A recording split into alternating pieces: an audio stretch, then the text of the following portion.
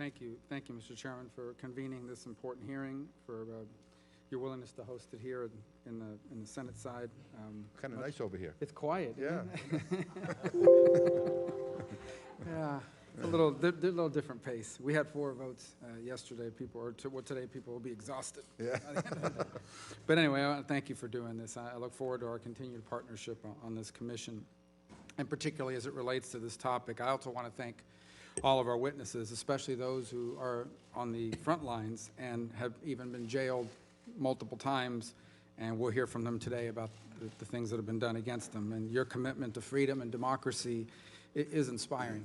It really is inspiring for those of us who live in this republic. It reminds us of why so many of us serve here and what we seek to preserve around the world, and that's why we want to stand with you. Your fight and the fight of your fellow Hong Kongers is the fight of every human who yearns for liberty and dignity and demands that their fundamental rights be respected and be upheld.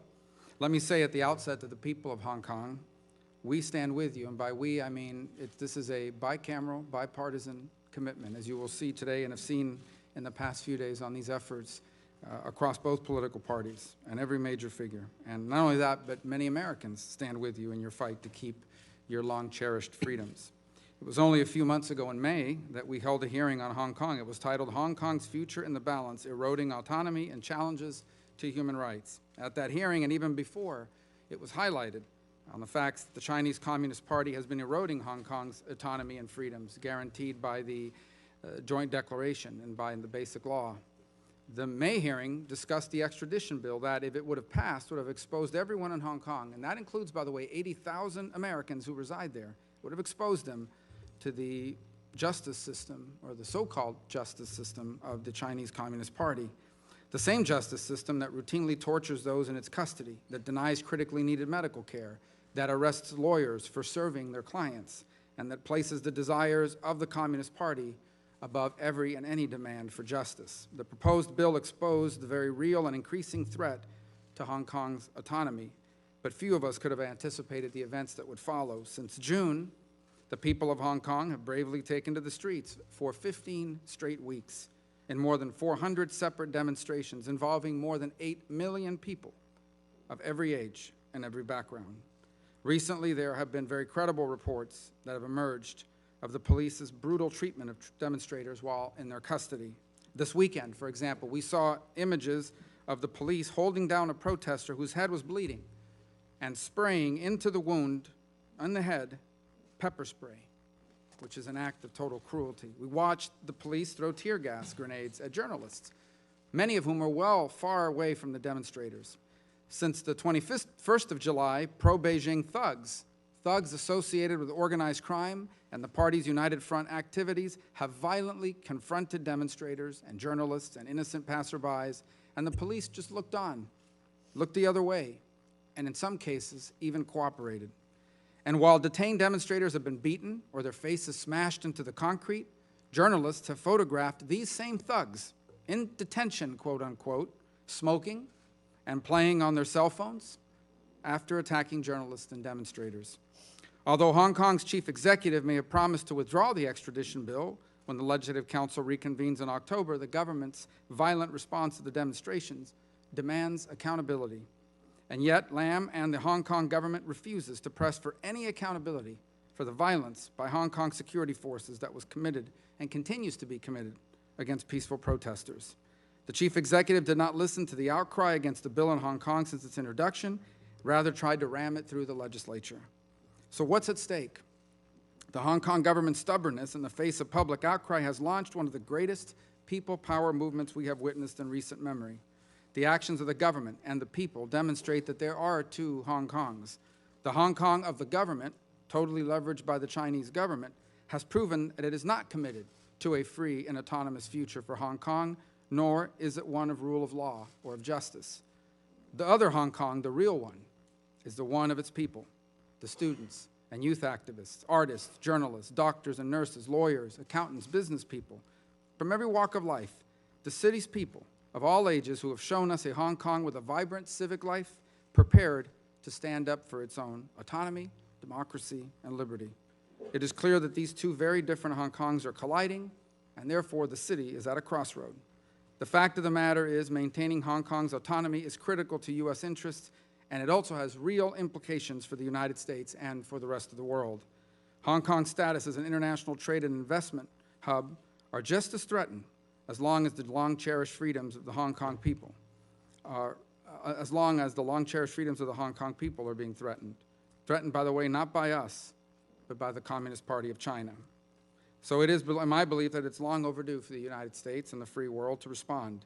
I hope we quickly pass the Hong Kong Human Rights and Democracy Act, which I hope will be heard next week in committee, so that we can provide this and future administrations with updated tools to respond robustly and flexibly to the Chinese Communist Party and its proxies who are undermining Hong Kong's autonomy. The U.S. government and other democracies need to hold Chinese and Hong Kong officials accountable for their failure to uphold their commitments.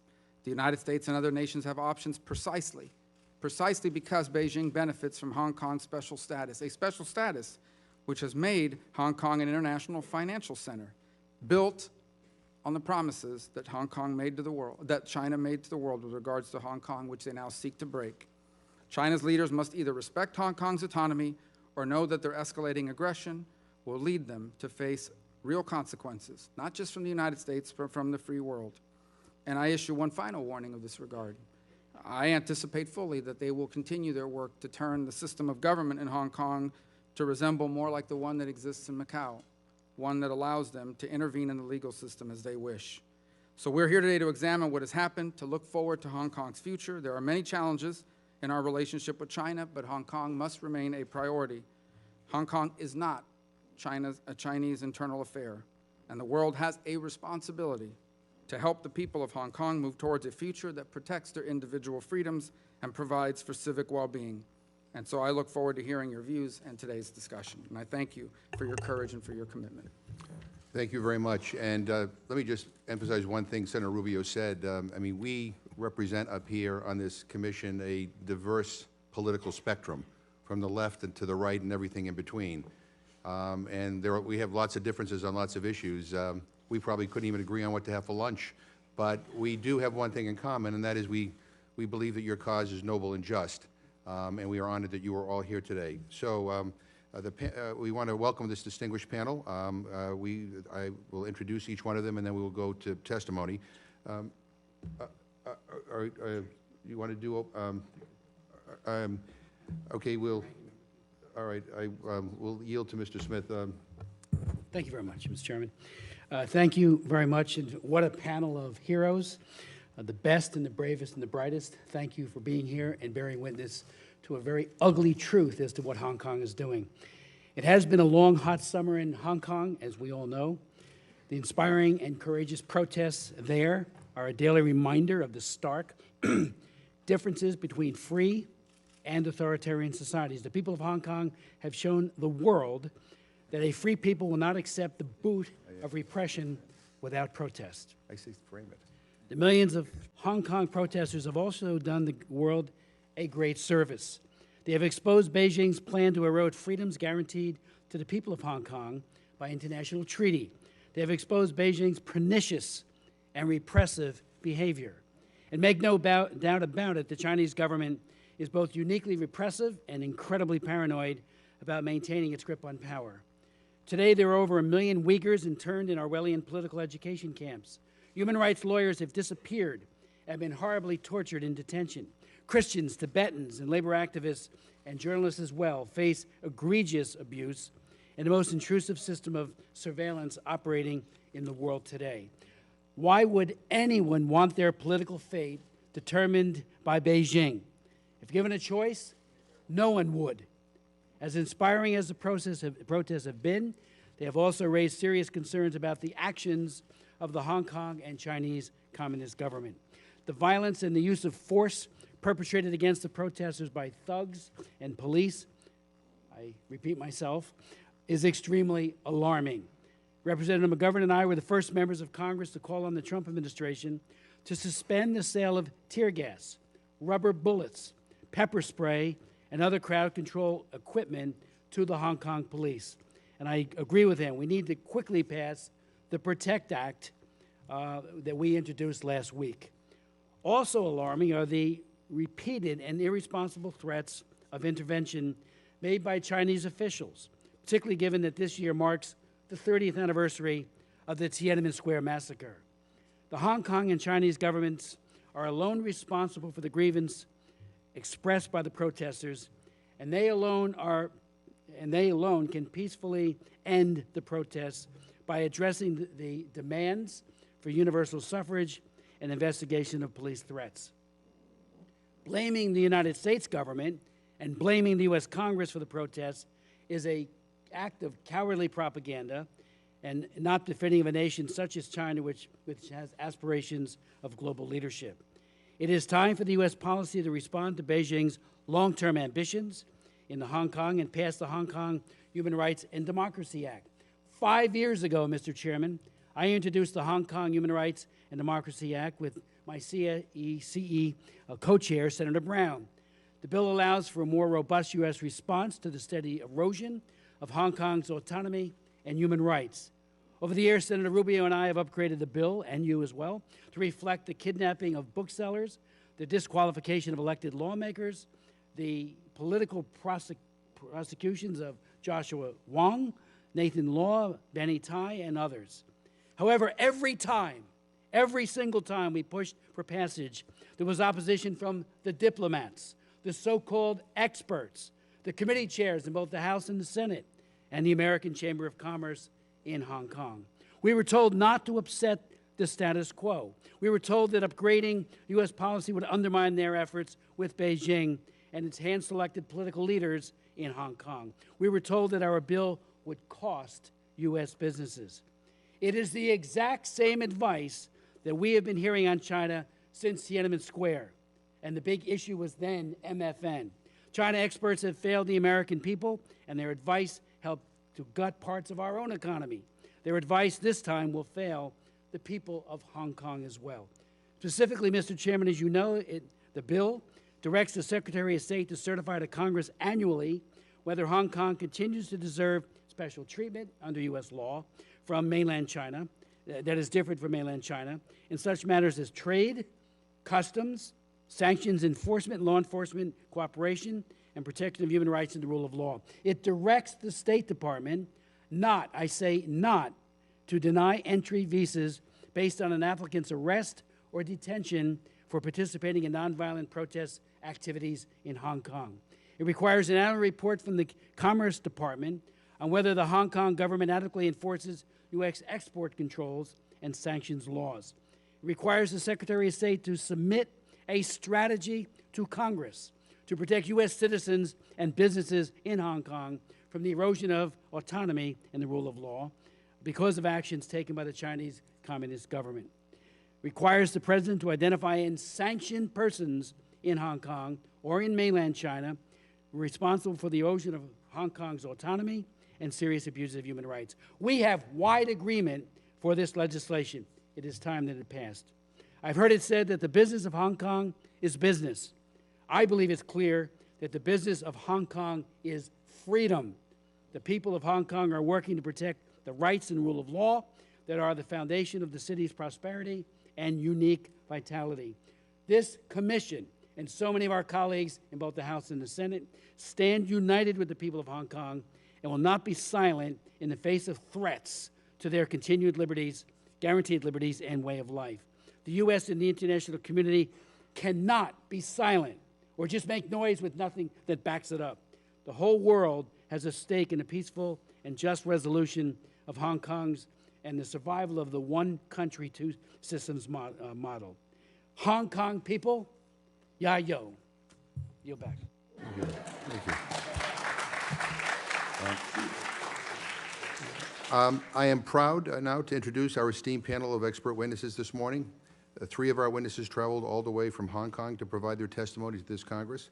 The panel includes Joshua Wong, a pro-democracy activist and the Secretary General of Demonstrators. At the age of 15, he organized protests against patriotic education in Hong Kong. Subsequently, he rose to prominence as a core leader of the 2014 Umbrella Movement. Mr. Wong was also one of Hong Kong's first 3 political prisoners since 1997, sentenced in 2018 with Nathan Law and Alex Chow for leadership roles in the Umbrella Movement. Most recently, he was arrested in August 2019 for his role and a peaceful protest outside police headquarters during the anti-extradition bill movement. Denise Ho, a pro-democracy and LGBTQ rights activist and an award-winning Hong Kong-based singer, producer, and actress. Ms. Ho is a prominent supporter of the anti-extradition bill protests in Hong Kong and a leading figure in Hong Kong's pro-democracy movement.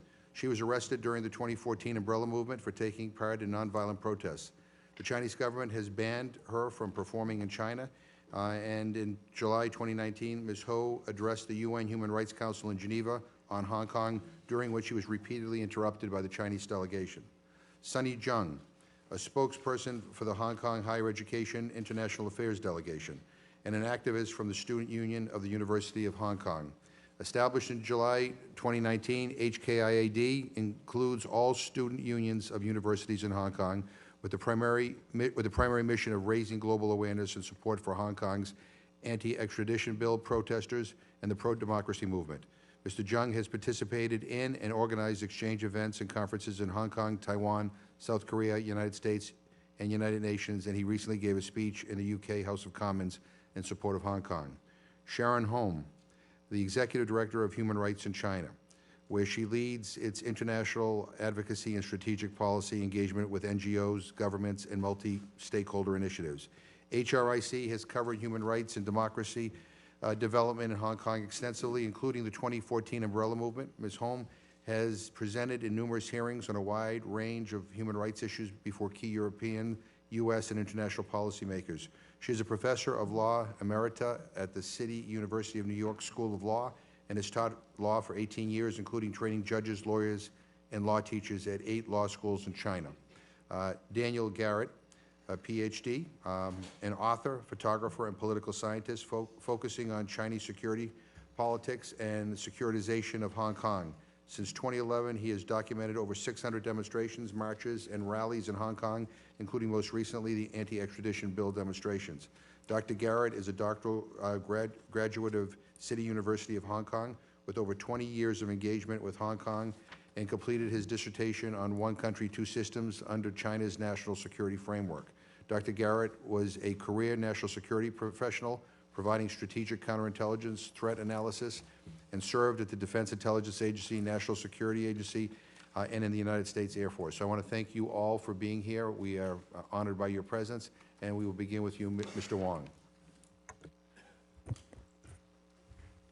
Good morning, Chairman McGovern, Co-Chairman Rubio, and members of this commission. It's an honor to be invited back to Capitol Hill to speak about developments in Hong Kong. You may recall that I last traveled to Washington more than 2 years ago and testified before this commission in this same building on May 3rd of 2017.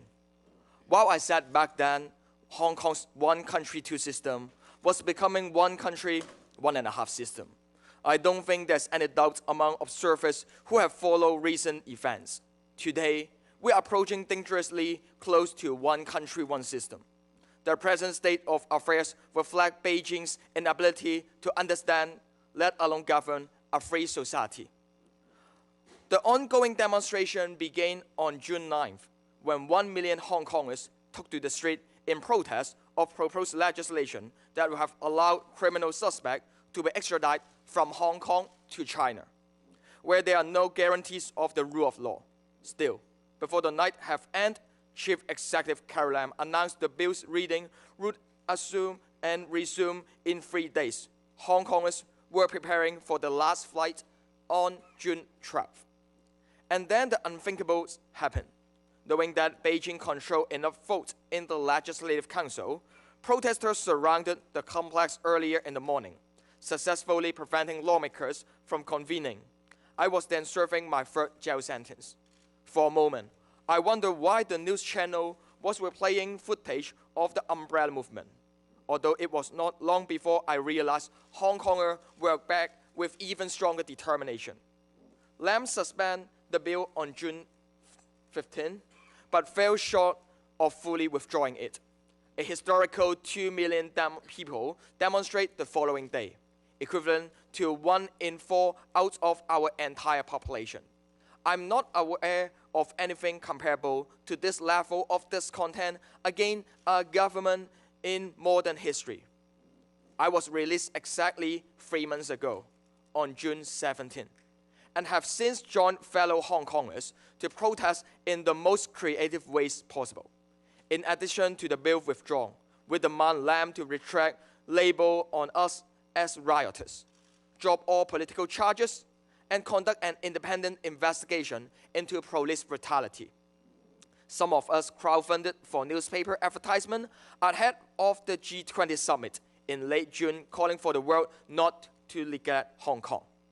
Others entered the Chamber of Legislative Council complex on July 1st, the same day another 500,000 Hong Kongers protest peacefully. Crowds continue to show up in large number in the past 15 weekends, with small rallies taking place almost daily across the territories.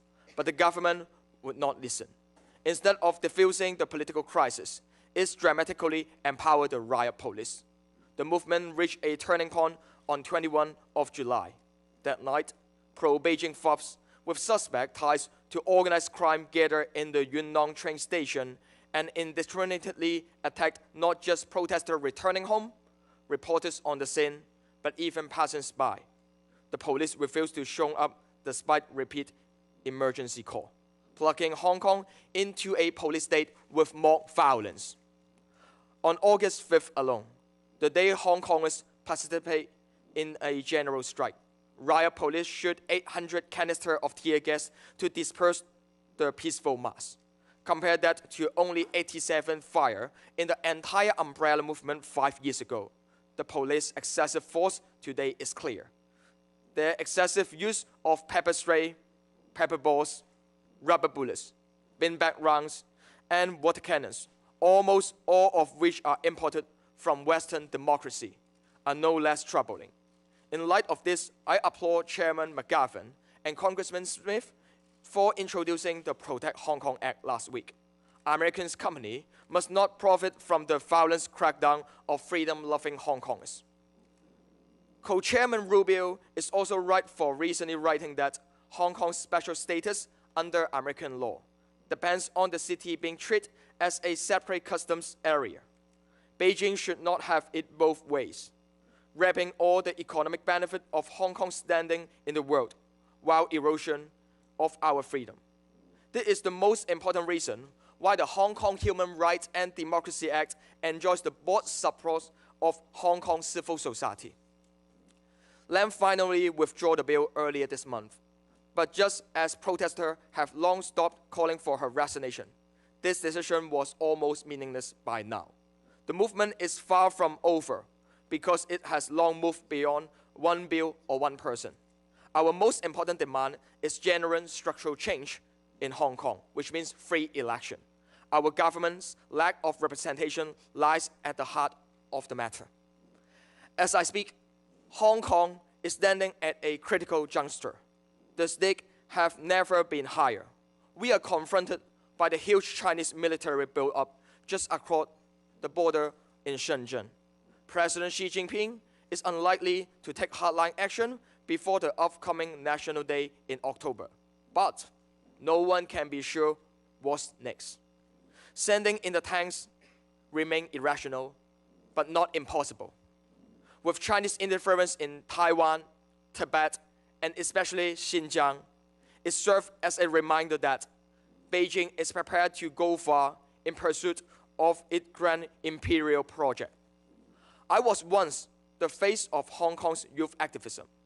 In this leaderless movement, my sacrifices are minimal compared to those among us who have been laid off of protesting, who have been injured but too afraid of even going to a hospital, or who have been forced to take their own life. Two have each lost an eye. The youngest of the 1,500 arrested so far is only 12 years old schoolboy.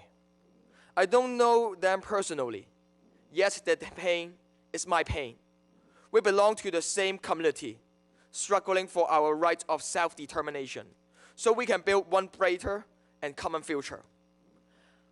A child born today will not even have celebrated his or her 28th birthday by 2047, when the 50 years unchanged policy is set to expire. That deadline is closer to us than it appears. There's no return for us. Decades from now, when historians look back, I'm sure that 2019 will turn out to have been a watershed. I hope historians will celebrate the United States Congress for having stood on the side of Hong Kongers, the side of human rights and democracy. God bless Hong Kong. Thank you.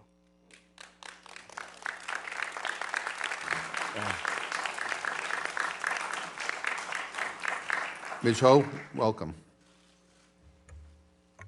Thank you, Chairman McGovern, Co-Chairman Rubio, and the members of this commission for holding this hearing and for having us here at this very critical moment for Hong Kong. For more than 100 days now, young people in Hong Kong have been at the forefront of our resistance. This is a leaderless movement with widespread participation from people of all walks of life. It is a fight for democracy, a fight for human rights, and most of all, a fight for universal values. What started in June as a 1 million people march has morphed into a struggle for fundamental political reform in Hong Kong. Chief Executive Carrie Lam's misjudgments and arrogance worsened the situation, resulting in a total clampdown of the Beijing government over Hong Kong's affairs. To date, more than 1,500 Hong Kongers, the youngest at the age of 12 years old, have been unreasonably arrested. Sadly, it has become a daily occurrence to see youngsters being pinned to the ground with head concussions, if not being knocked unconscious.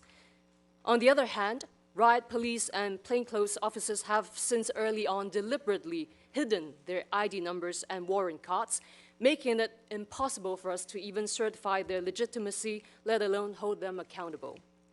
On August 21st, police from the Special Tactical Unit charged into Prince Edward MTR station, beating up passengers randomly.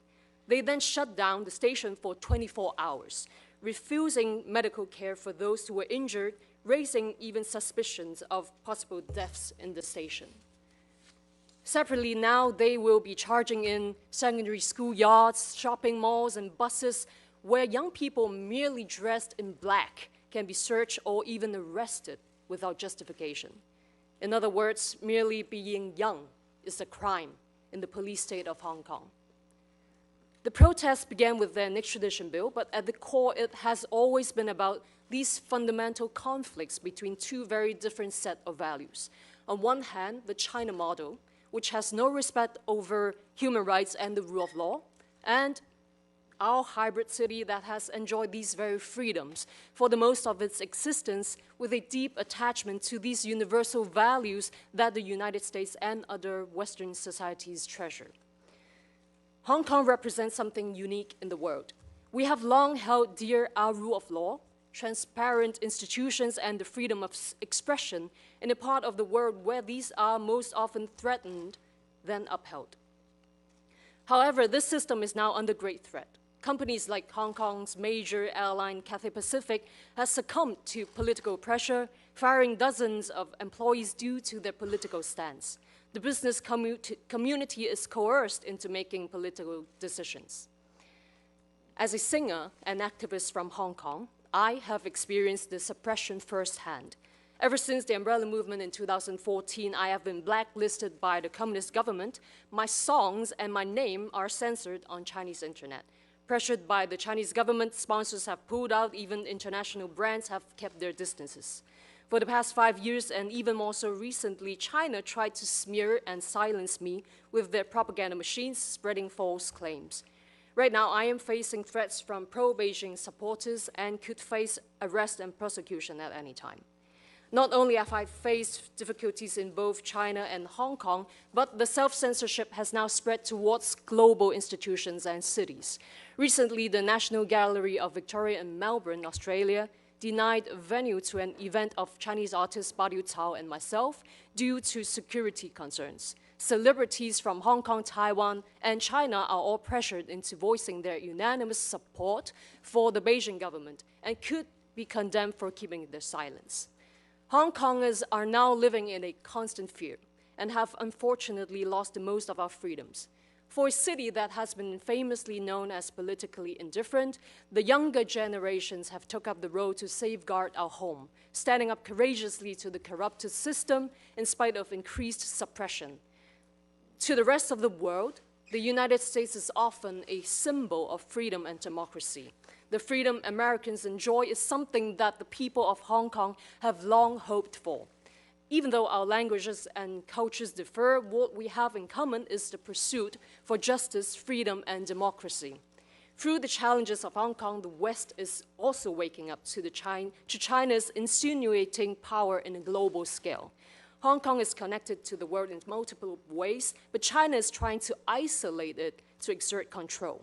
If Hong Kong falls, it would easily become the springboard for the totalitarian regime of China to push its rules and priorities overseas, utilizing its economic powers to conform others to their communist values, just as they have done with Hong Kong in the past 22 years. The US and its allies have everything to fear if they wish to maintain a world that is free, open, and civil. I therefore urge the US Congress to stand by Hong Kong, and most of all, to pass the Hong Kong Human Rights and Democracy Act. This is not a plea for the so-called foreign interference. This is a plea for democracy. This is a plea for the freedom to choose. And lastly, I would like to quote Eleanor Roosevelt, your most beloved First Lady. "You gain strength, courage, and confidence by every experience in which you really stop to look fear in the face. You are able to say to yourself, I lived through this horror. I can take the next thing that comes along." This is a global fight for the universal values that we all cherish, and Hong Kong is in the very front lines of this fight. We are once fearful of what might have come with our silence, and for that, we have now become fearless. Thank you. Thank you. Thank you. Mr. Jung, welcome.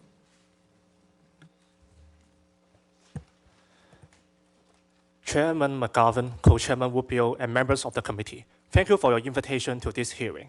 Last year, Chinese President Xi Jinping said in a cold storm meeting that China would never embrace the judicial independence in the West.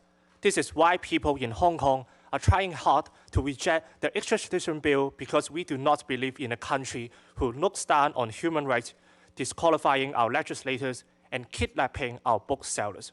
We want to protect our legal system as the last barrier against Beijing's political interference. Apart from asking for the withdrawal of the bill, Hong Kong people also demand for an investigation into police brutality to save Hong Kong from turning into a police state. More importantly, we demand for the universal suffrage.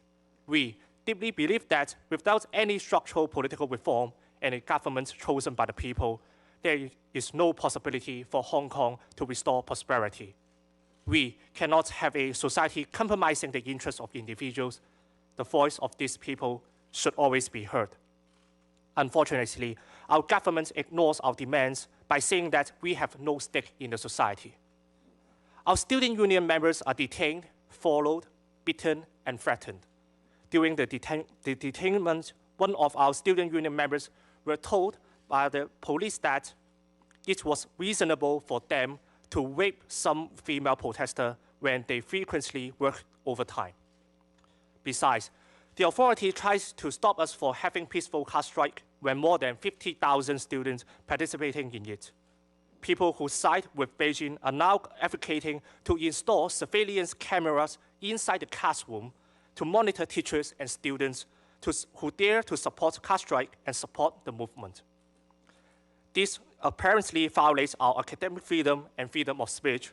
This is the rights terror created by the Beijing government, which should be alerted by all people here. Nowadays, students and Hong Kong people are even ready to die for Hong Kong, and some already did. They believe that the only limit to their freedom is their death. This is the ultimate sacrifice for the motherland, and we must not forget them. Many students face strong objection from their family. Some of them are even forced to leave home. But they still choose to head to the front line carrying a letter with their last will. They are determined. They understand that the price of freedom is high. It always has been. but it is a price they are willing to pay, and it is a path of liberation they are willing to choose. We do not fight for freedom out of passion. Passion will burn out. We fight for freedom from a sense of duty and dignity. China is rising. China is using its nationalism and invasive economic dominance to colonize small countries and put intense pressure on people and companies like Cathay Pacific who do not conform to them. Teachers, students, civil servants, businessmen are all facing political purge in Hong Kong. This new form of imperialism of China poses a severe threat to Hong Kong. This is a clash of values and system. We need to contain the Communist Party of China. Offering help to Hong Kong is the primary move to contain China. One country, two systems will expire in 2047. US government should help Hong Kong people have the right to decide our future. Therefore, we urge the US Congress to pass the Human Rights and Democracy Act to expand the current sanction list to all individuals who infringe our human rights. Moreover, if a genuine universal suffrage cannot be achieved immediately, our autonomy and rule of law will continue to erode. The situation of China manipulating Hong Kong as a backdoor for trading with Iran and North Korea will also continue. Then, the US government should not acknowledge the special status of Hong Kong. US must send a strong signal that this special status should be cancelled if Hong Kong lost its autonomy in order to put pressure on China. Otherwise, China will keep taking advantage of Hong Kong as an international society, but hollow out our liberal values. With such an assertive policy, it demonstrates that America will no longer tolerate totalitarianism. Hong Kong people will take every step with the last inch of our effort to fight for democracy and freedom. As Thomas Jefferson once said that he would be forever against any form of tyranny. And I believe this is the time for Americans to stand with Hong Kong. 光復香港，時代革命。Thank you. Thank you.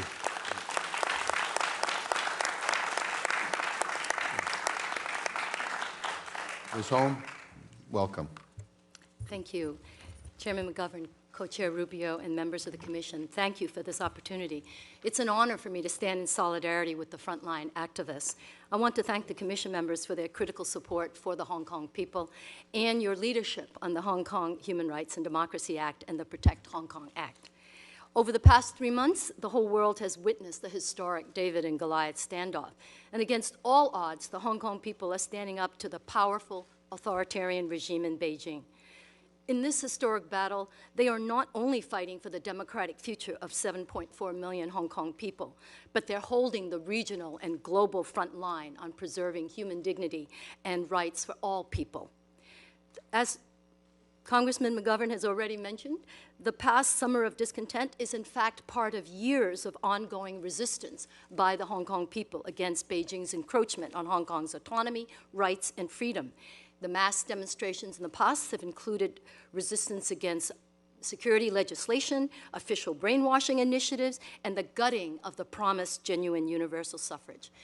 After the clearance of the Occupy Central sites, democracy activists left a promise inscribed on the concrete sidewalks.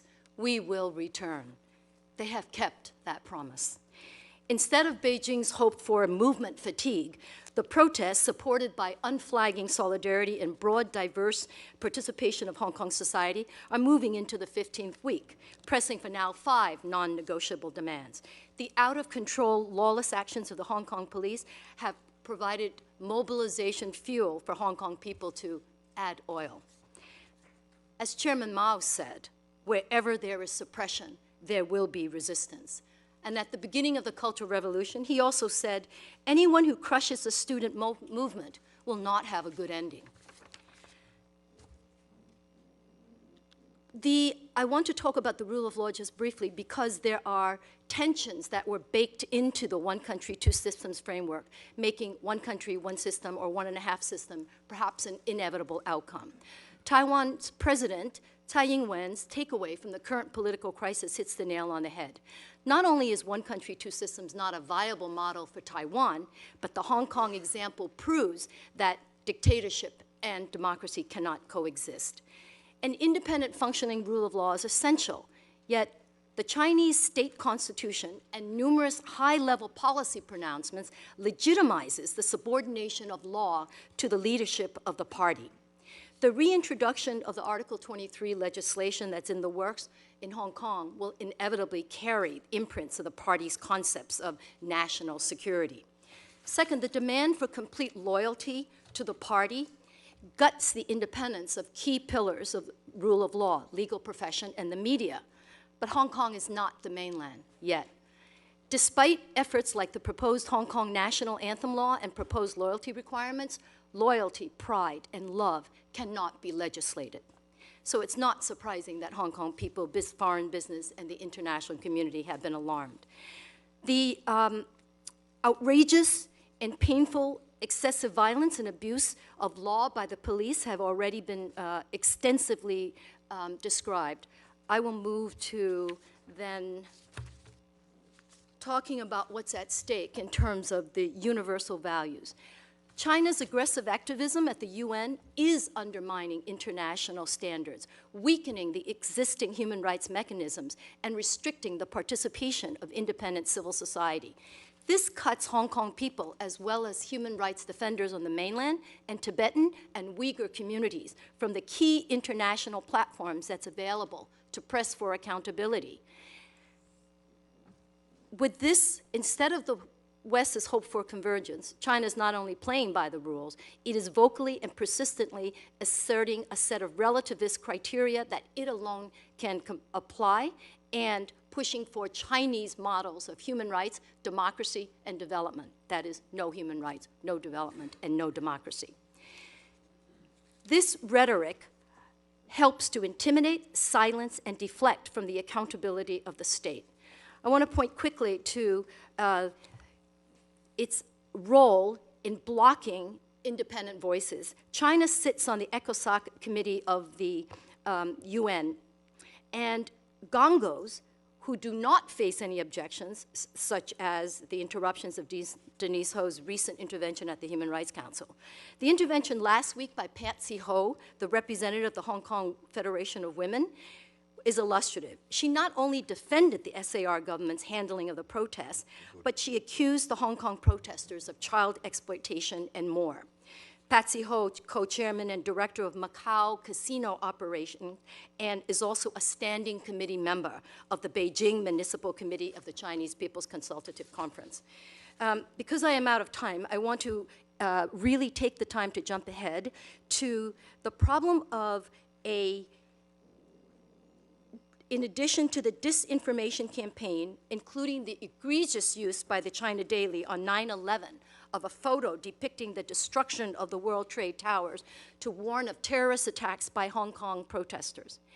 Beijing is advancing a narrative of violence to frame the Hong Kong protests that is echoed uncritically by the international community. Within this framework, the Hong Kong police, protected in full tactical gear, armed with rubber bullets, guns, tear gas, pepper spray, and batons, wielding the coercive power of the state, is presented as one side of an escalating violence, clashes with civilian protesters. Hence, we hear both sides calls to de-escalate, but this deflects attention away from police accountability for its excessive use of force and its complicity with non-state violence. Moreover, the narrow violence framing of the situation on the ground is erasing or marginalizing intentionally the proliferation of diverse, creative, and peaceful protests by the Hong Kong people, including by students in boycotts, elderly citizens, silver-haired volunteers protecting the children actions, Hong Kong people singing in the malls, in the metro stations, in neighborhood gatherings, shouting the 10 p.m. shouts of slogans echoing throughout all the neighborhoods in Hong Kong, and forming human chains, creating Lenin walls. And last Friday was Mid-Autumn Festival, and a small family-owned bakery in Saiwan made mooncakes with protest slogans. And in typical humorous Hong Kong fashion, Hong Kongers are creating art. This is what is happening on the ground. Hong Kong people are practicing democracy and exercising their freedoms for as long as possible. Hong Kongers are making the road by walking it. That is the real revolution already underway. Thank you again, and I look forward to your questions. Well, thank you very much.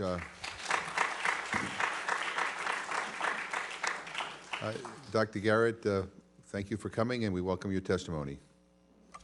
Thank you. Good morning, Chairman McGovern and Rubio, distinguished members of the Commission. It is an honor and a privilege to talk with you regarding the Chinese Communist Party's erosion of one country, two systems in Hong Kong under the pretext of national security and its nexus to the extradition bill crisis. I'll begin with 5 key observations background the current China-Hong Kong conflict and the one country, two systems crisis. First, today's one country, two systems is not the same as Deng Xiaoping's notion that proffered peaceful coexistence between the communist and Hong Kong systems. Instead, it has been replaced by Xi Jinping's new era one country, two systems model, embracing political struggle and enemy-friend binary, and foregrounding Chinese national security as the paramount lens for governing the special administrative region and implementing one country, two systems. Rather than a confidence-building mechanism ensuring peaceful coexistence, one country, two systems under Xi Jinping is now intended to advance and safeguard China's sovereignty, security, and development interests. 2, this new era one country, two systems model is informed by Xi Jinping's broader national security concepts known as the 3 major dangers and national security with Chinese characteristics.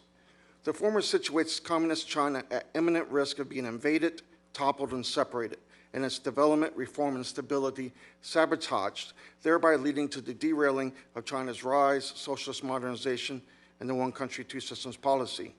The latter dramatically broadens the notion of Chinese national security and radically expands the scope of Chinese authorities' prerogatives in administering one country, two systems. Consequently, it significantly erodes the special administrative region's high degree of autonomy, diminishes Hong Kongers' freedoms, and widens the threat to U.S. citizens and national interests in Hong Kong.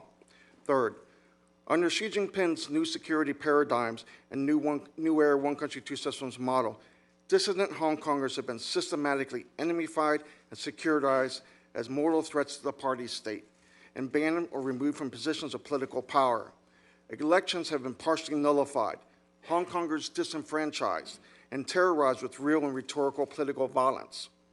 The promise of Hong Kong people ruling Hong Kong has been effectively replaced with the tyrannical role of patriots. Official declarations and party state media propagating Hong Konger enemy and Hong Kong threat security discourses have become ubiquitous, and cultural revolution like Mass Line and United Front denunciation campaigns targeting Democrats, localists, and westernized Hong Kongers have swept the city repeatedly over the last 7 years since Xi Jinping came to power. 4, since at least 2012, Hong Kong and one country, two systems have been perceived by Beijing as communist China's weakest links in its resurgent totalitarian national security state. For Chinese authorities, both are at the forefront of ideological confrontation with the United States and the West, a new Cold War in their terms. By the end of 2014 and the Umbrella Movement, the struggle to rule Hong Kong was said to have matched the intensity surrounding the 1997 handover, and that China had to now rethink how to rule the enclave. An influential advisor to senior Chinese authorities said that Hong Kong faced a society-wide, quote-unquote, long-term struggle to eradicate the party state's enemies in the city, a de facto cultural revolution that would involve, at a minimum, rectifying and synthesizing the judiciary, legislature, media, secondary schools, and universities. Chinese and special administrative regions' furtive efforts to impose the communist legal, political, and social norms on Hong Kong via the extradition law and unprecedented violent suppression of protests have provoked the most severe crisis of one country, two systems, as Hong Kongers fight for their endangered freedoms, identity, and way of life. This is not an anomaly. It is the 6th Chinese governance crisis involving one country, two systems since 2003, and the 5th since Xi Jinping took control of Hong Kong affairs. Each has an underlying Chinese national security nexus seeking to broaden Beijing's powers, its so-called comprehensive jurisdiction in Hong Kong, and to roll back Hong Kongers' high degree of autonomy, liberal freedoms, and limited democracy by forcibly transforming Hong Kong into a Chinese communist city while maintaining a veneer of no changes. My next few observations will quickly touch upon the extradition law nexus to national security. Senior Chinese officials have described the battle, the extradition battle right now, as a quote-unquote battle of life and death and as a battle to defend Hong Kong. A decisive war defending one country or two systems or jeopardizing it. Since Xi Jinping came to power, national security is now a mandatory obligation for people in the Hong Kong SAR. This was never written in the original basic law. This has been done post facto since 2012. Early in the extradition law saga, senior Chinese leaders have made extraordinary endorsements of the extradition law, expressing their full support. This included two Politburo Standing Committee members, Han Zheng and Wang Yang, the head of the State Council's Hong Kong and Macau Affairs Office, Zhang Xiaoming, and the chief of the Hong Kong SAR Liaison Office, Wang Zhimin. There are also indications that President Xi Jinping, as a member of the Central Coordination Group for Hong Kong and Macau Affairs, has weighed in. An influential United Front commentator and state media has also observed that if it were not for the full support of the central government, the legislation would have been aborted. Chief Executive Carrie Lam recently lamented in a leaked speech that since the issue had been elevated to one of national security and sovereignty, it had stripped her of any solutions or room for political maneuver. Another source explained that because the ELAB involved the Mainland Special Administrative Region relationship with the central government and the implementation of the Basic Law, it was not a matter entirely within the autonomy of the Special Administrative Region government. This touches upon the Hong Kongers' 5 demands as well as U.S. national security, U.S. policy towards Hong Kong. Beijing's imposition of communist, legal, political, and social national security norms on Hong Kong constitute a violation of Article 5 of the Basic Law, prohibiting the introduction of the socialist system in the territory. Moreover, the party's application of its national security with Chinese characteristics, mandates, and loyalty expectations to the Special Administrative Region and its civil servants effectively dissolves any difference between the communist and Hong Kong systems, thereby posing a significant threat to U.S. interests related to the protection of sensitive technologies and adherence to export controls.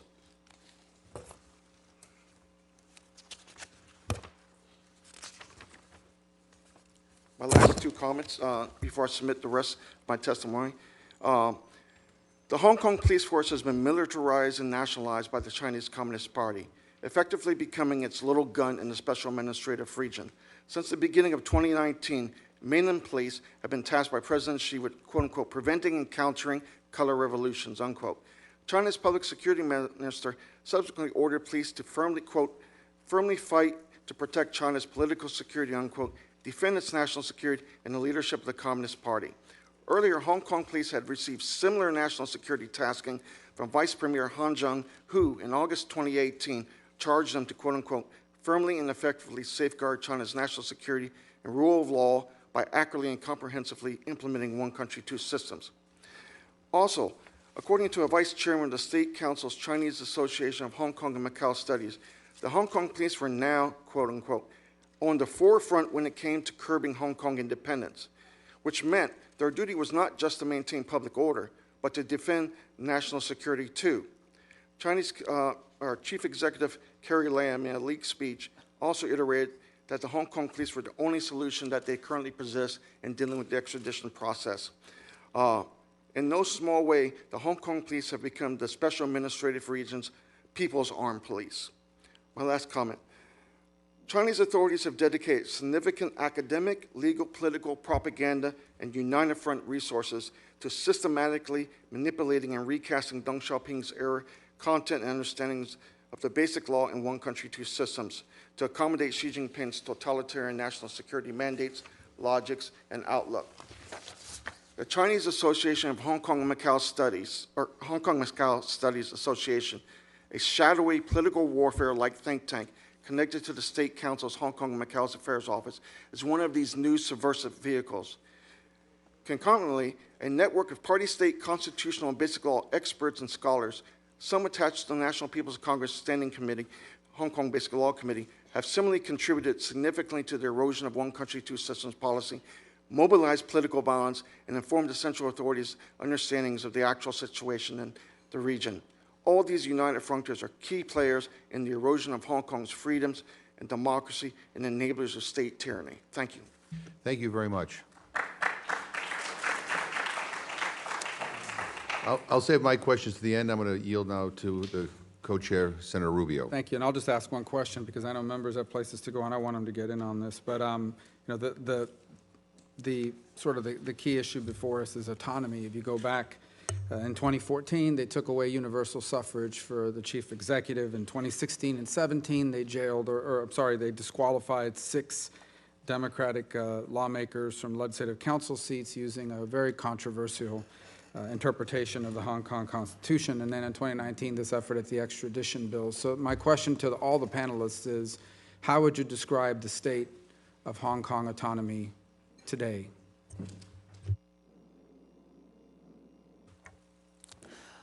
During the last congressional hearing, I strongly aware how one country, two system eroded to be one country, one and a half system. But the recent political crisis by how Hong Kong and Beijing government turned such a global city into the police state with more violence and even white terror, I would describe now as the collapse of one country, two system, and also we are facing the death under the current constitutional framework. And I think now is also the time and the reason which we hope to seek for bipartisan support. Support Hong Kong's democratization should not be the matter of left or right. It should be the matter of right or wrong. So on a more cultural and social context, there is an immense fear among the people to speak their minds, which is a result of how the businesses and the government institutions, they have put pressure onto their employees or the people to keep their mouths shut, basically. And so this has a huge impact on the economy because you know, without this freedom of speech, it's very difficult for the economy and also the society to thrive because in a sense, we are already in somewhat of a China city situation where people would fear for their safety if they spoke out about their political stance. Just for an example, there has been an unofficial Hong Kong anthem recently that has been written by an anonymous songwriter, and they have opted to keep their anonymity because if they have shown their faces, then most probably they would have been arrested or prosecuted because of on claims of national threats, national security threats. So that's basically the sentiment on the grounds for Hong Kong people.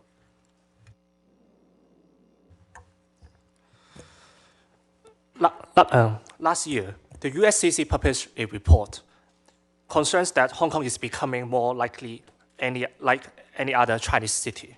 And that means that our autonomy is already gone. And actually, even the USCC has issued a report to claim that the autonomy of Hong Kong is already in danger.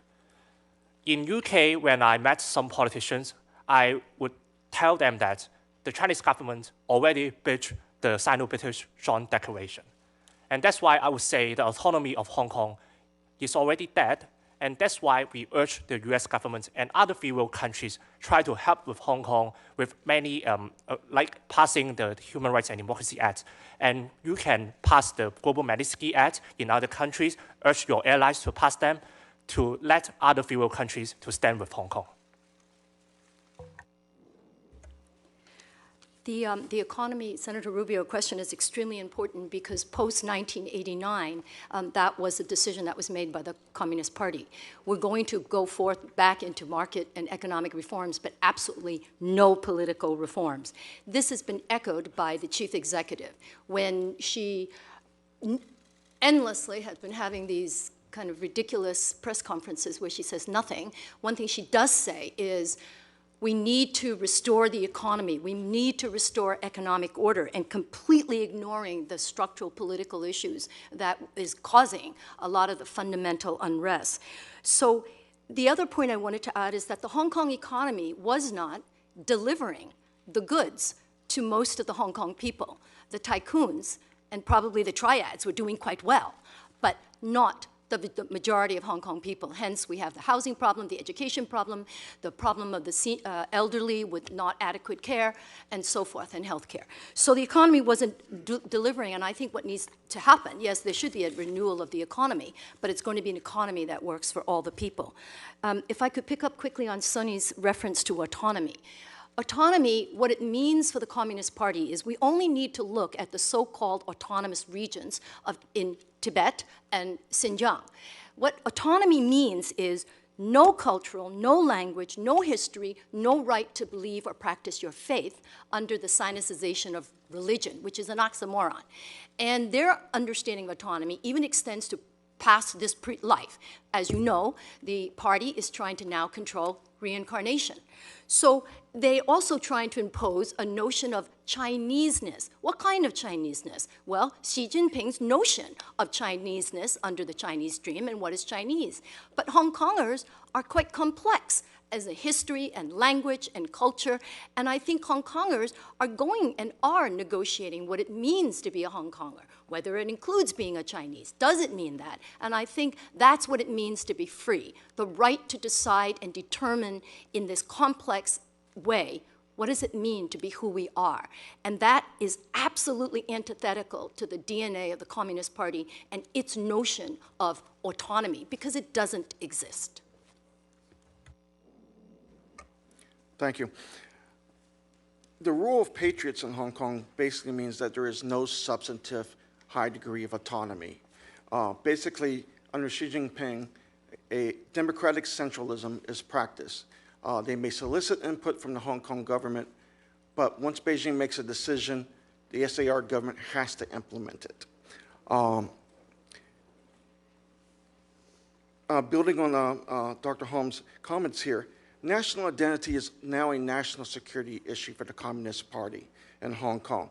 And they believe that one of the major problems, this goes back to 2007, when Hu Jintao told the Hong Kong government on the 10th anniversary that the SAR government had to create a new generation of Hong Kongers who loved one country, two systems, who loved China. That the recovery of Hong Kong would not be complete until Hong Kongers identified with China, with communist China. This also touches on Xi Jinping's Chinese Communist identity politics, which is attempting to rehabilitate the spoiled image of the Communist Party and the spoiled image of being a communist. This is why we start seeing laws protecting the national anthem, martyrs and so forth like this. And so in Hong Kong, which has always been historically anti-communist to a large degree, there is this effort related to the extradition campaign to eradicate so-called anti-communist sentiment and anti-communist forces. With regards to autonomy, because the Belt and Road Initiative and the Greater Bay Area initiatives are key to China's development program right now, and because the central government believes that the major impediment to Hong Kong signing on and strongly supporting these programs has been the two systems, has been its democracy, has been its freedoms. It is now looking to restrict those in order to force the SAR government to support these programs. So once again, in closing, I would say there is no substantive autonomy. Thank you. Thank you, Mr. Swazi. Well, thank you, Mr. Chairman, and Chairman Rubio for holding this hearing. We appreciate you bringing this together. Thank you, Chairman, Representative Smith, Ranking Member Smith, for the work that you've done on this issue for so many years. Thank you to the witnesses. We are so grateful to all of you for the information you've given us here today and for shining a light on this. I know we sit here in this chamber. It's very calm, it's very safe, it's very sterile, and you're bringing to life what's going on in real people's lives right now. When you talk about a 12-year-old being arrested, when we hear the idea that someone gets pepper spray sprayed into their wound, when we hear about people's heads being smashed into the concrete and getting concussions, and we hear about the rubber bullets and the tear gas and everything else, and people living in fear on a regular basis for standing up, for speaking their minds. Here in the United States of America, we've believed since Nixon went to China, that the more that China was exposed to our way of life in the United States and to the West, that they would become more like us. We always thought they'd become, if they saw capitalism, they saw democracy, sooner or later they'd become more and more like us. And we now know that that's not at all the case. Whether the hearings we've held about the Uyghurs, or the hearings about Tibet, or now about Hong Kong, we know that they're pulling, you know, we talk about Hong Kong as being one country, two systems. It's really one world with two models, and they're meeting each other in Hong Kong right now. And the question is which model is going to win? Is it going to be the model that we promote here in the United States with the rule of law and with freedom of expression and with democracy, or is it going to be authoritarianism and the powerful forces of the government doing whatever they want, whatever way they want? They're meeting right there, and you're right in the middle of that challenge right now, so we're so grateful to all of you. So I'm concerned about the timing of things right now. You know, we're pushing to get this bill passed here in the Congress, but right now we've got, I think you talked about it, Joshua, the National Day in China is coming up on October 1st. And I'm concerned about what mainland China's actions are going to be in relation to that, and whether there'll be more violence will result as they try to flex their authority. And I'd like to hear each of you talk about that. And the second thing I'm concerned about are the local elections coming up in November. And I want to hear from you about whether you believe that there's an opportunity here for the people of Hong Kong to express themselves, or is the mainland trying to subvert that by not permitting certain candidates to run and not giving them permission to run, which is, you know, a foreign idea to us here in the United States of America, but so important to all of you. And the third timing is let's say a magic wand was all of a sudden waved, and mainland China said, you know, we're going to support the idea of there being elections in the future in Hong Kong for the leader. Instead of Carrie Lam being appointed, it'd be, you know, an election by the people. That couldn't happen right away. It would take some time. I'd like to hear what you think about the timing. So let's try and keep it brief. I know I talked a lot myself and used up a lot of time. But please just, October 1st, Election Day, and how impactful that can be, and what the timing would be if they were to agree as one of the 5 demands that there would be universal suffrage. So Joshua, you go first, please. Apart from troops were already moved to the border a few weeks ago, that's the tactics for Beijing authorities to generate the chilling effect. We're strongly aware on how Carrie Lam, the leader of Hong Kong, openly declared that she is considering to impose emergency ordinance in Hong Kong to stop the protests.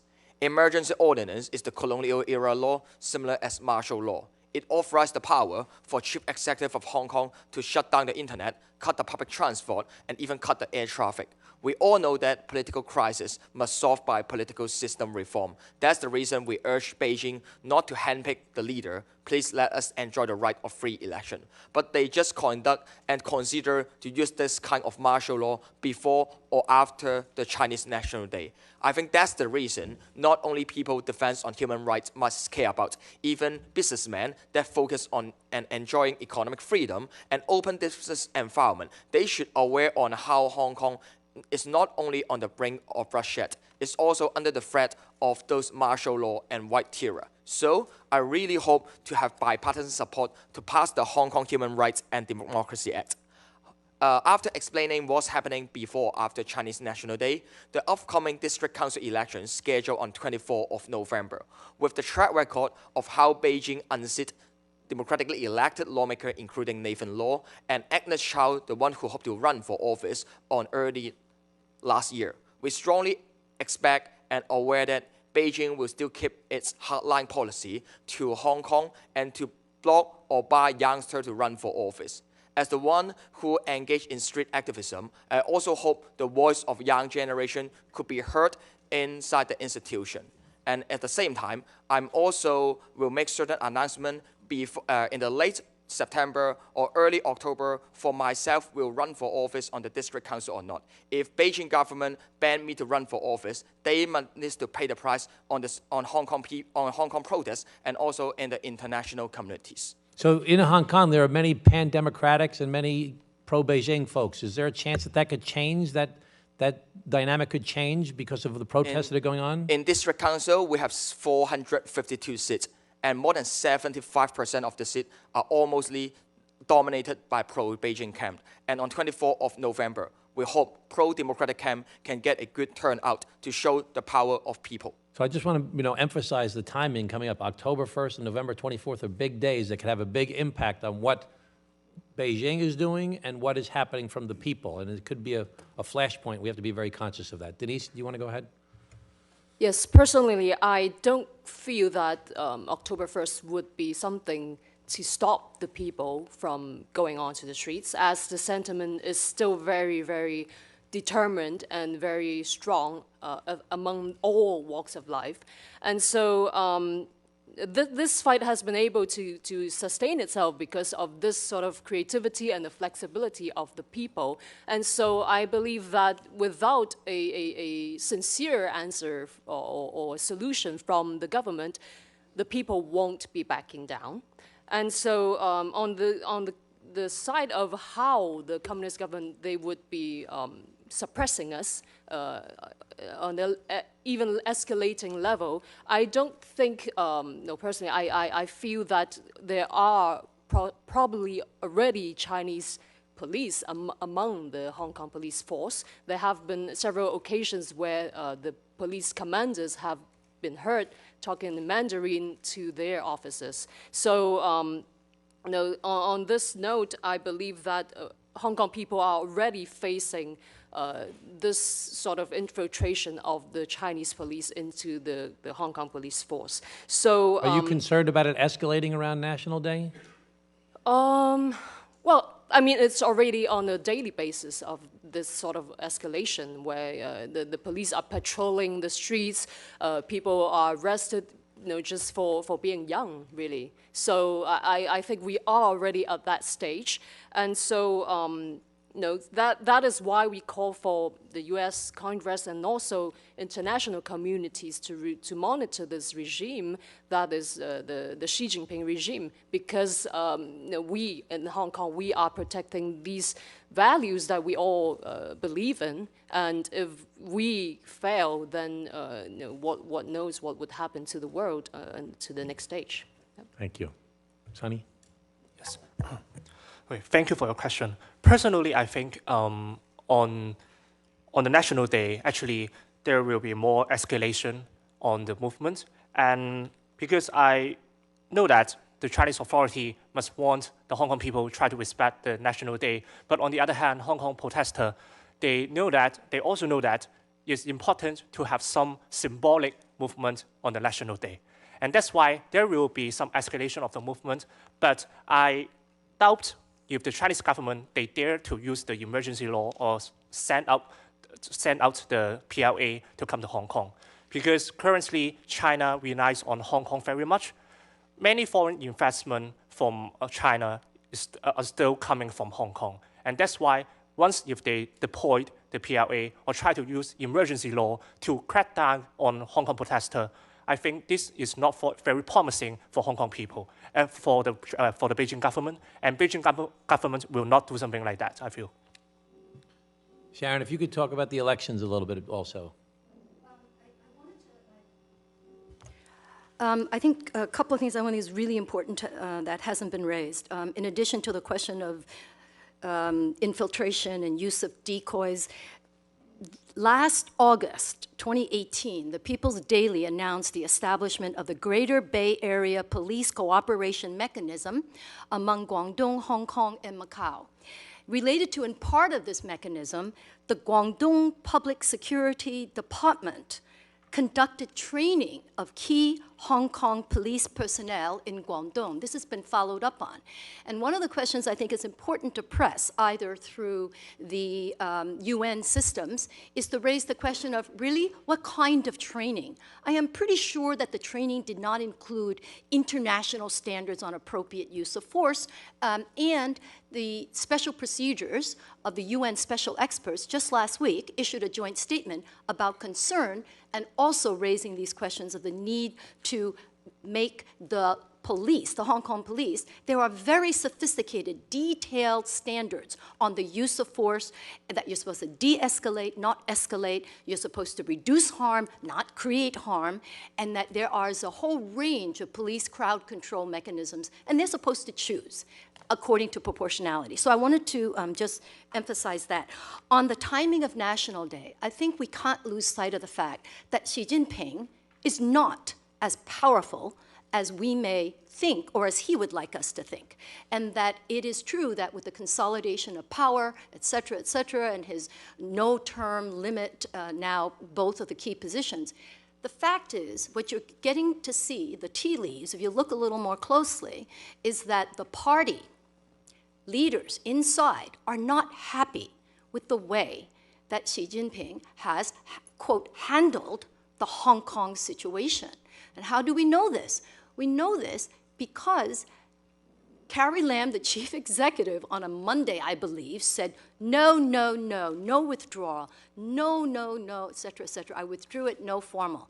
2 days later, that kind of disingenuous explanation, I have heard the Hong Kong people. For goodness sakes, it's been 3 months. If you can't hear 2 million, 3 million people, why in 2 days did she suddenly say, I will now formally? So Xi Jinping is actually in a lose-lose situation. It's a no-win situation.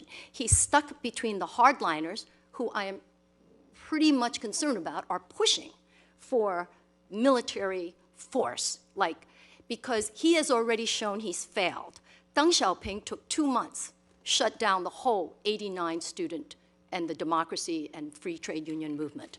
We are now in the 3rd month, so under the party's dead time frame on how you can handle these mass disputes, he has failed. So he's in a pretty dicey situation. October 1st, this is not any anniversary. This is the 70th anniversary. So they have invested a year's worth of enormous investment in film festival, special documentaries made. They have said that no Chinese documentaries in the Chinese TV recently, they have to show the history, et cetera. There's an enormous amount of investment to keep the legitimacy and have a wonderful birthday celebration for the country. So he's stuck. It can't look bad. On the other hand, he's stuck between the hardliners and the others who are saying, there's got to be a way to handle this, not the way you're doing it, because now we look terrible. Now we look like the thugs we are. And so I think that is what we should be monitoring are the messages.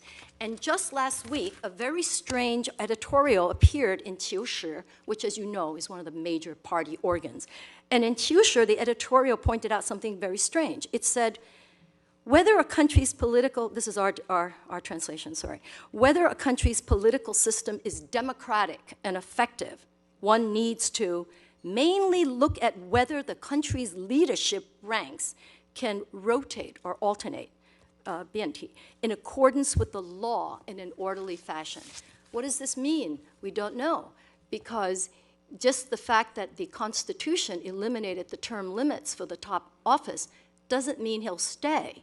So I think there are some other wild cards that are on the table that we need to keep an eye on in terms of how the US government can think about the options and policy options. Of course, we support the legislative initiatives. This is very important, but I think there's something much bigger underway in terms of the politics in Beijing that will absolutely have an impact on the decisions that will be made pre-October 1st and after. Thank you. Dan, I've taken up too much time. I'm going to move on to. Well, let Dan. You want to let Dan go? All right. Why don't we hold and we'll go to Senator Young. I just have a statement to make, and I regret I'm going to have to leave after this, but I wanted to say thank you, Mr. Wong. Thank you, Ms. Ho, for your courage, for your resolve, for your leadership in the face of great trial and tribulation.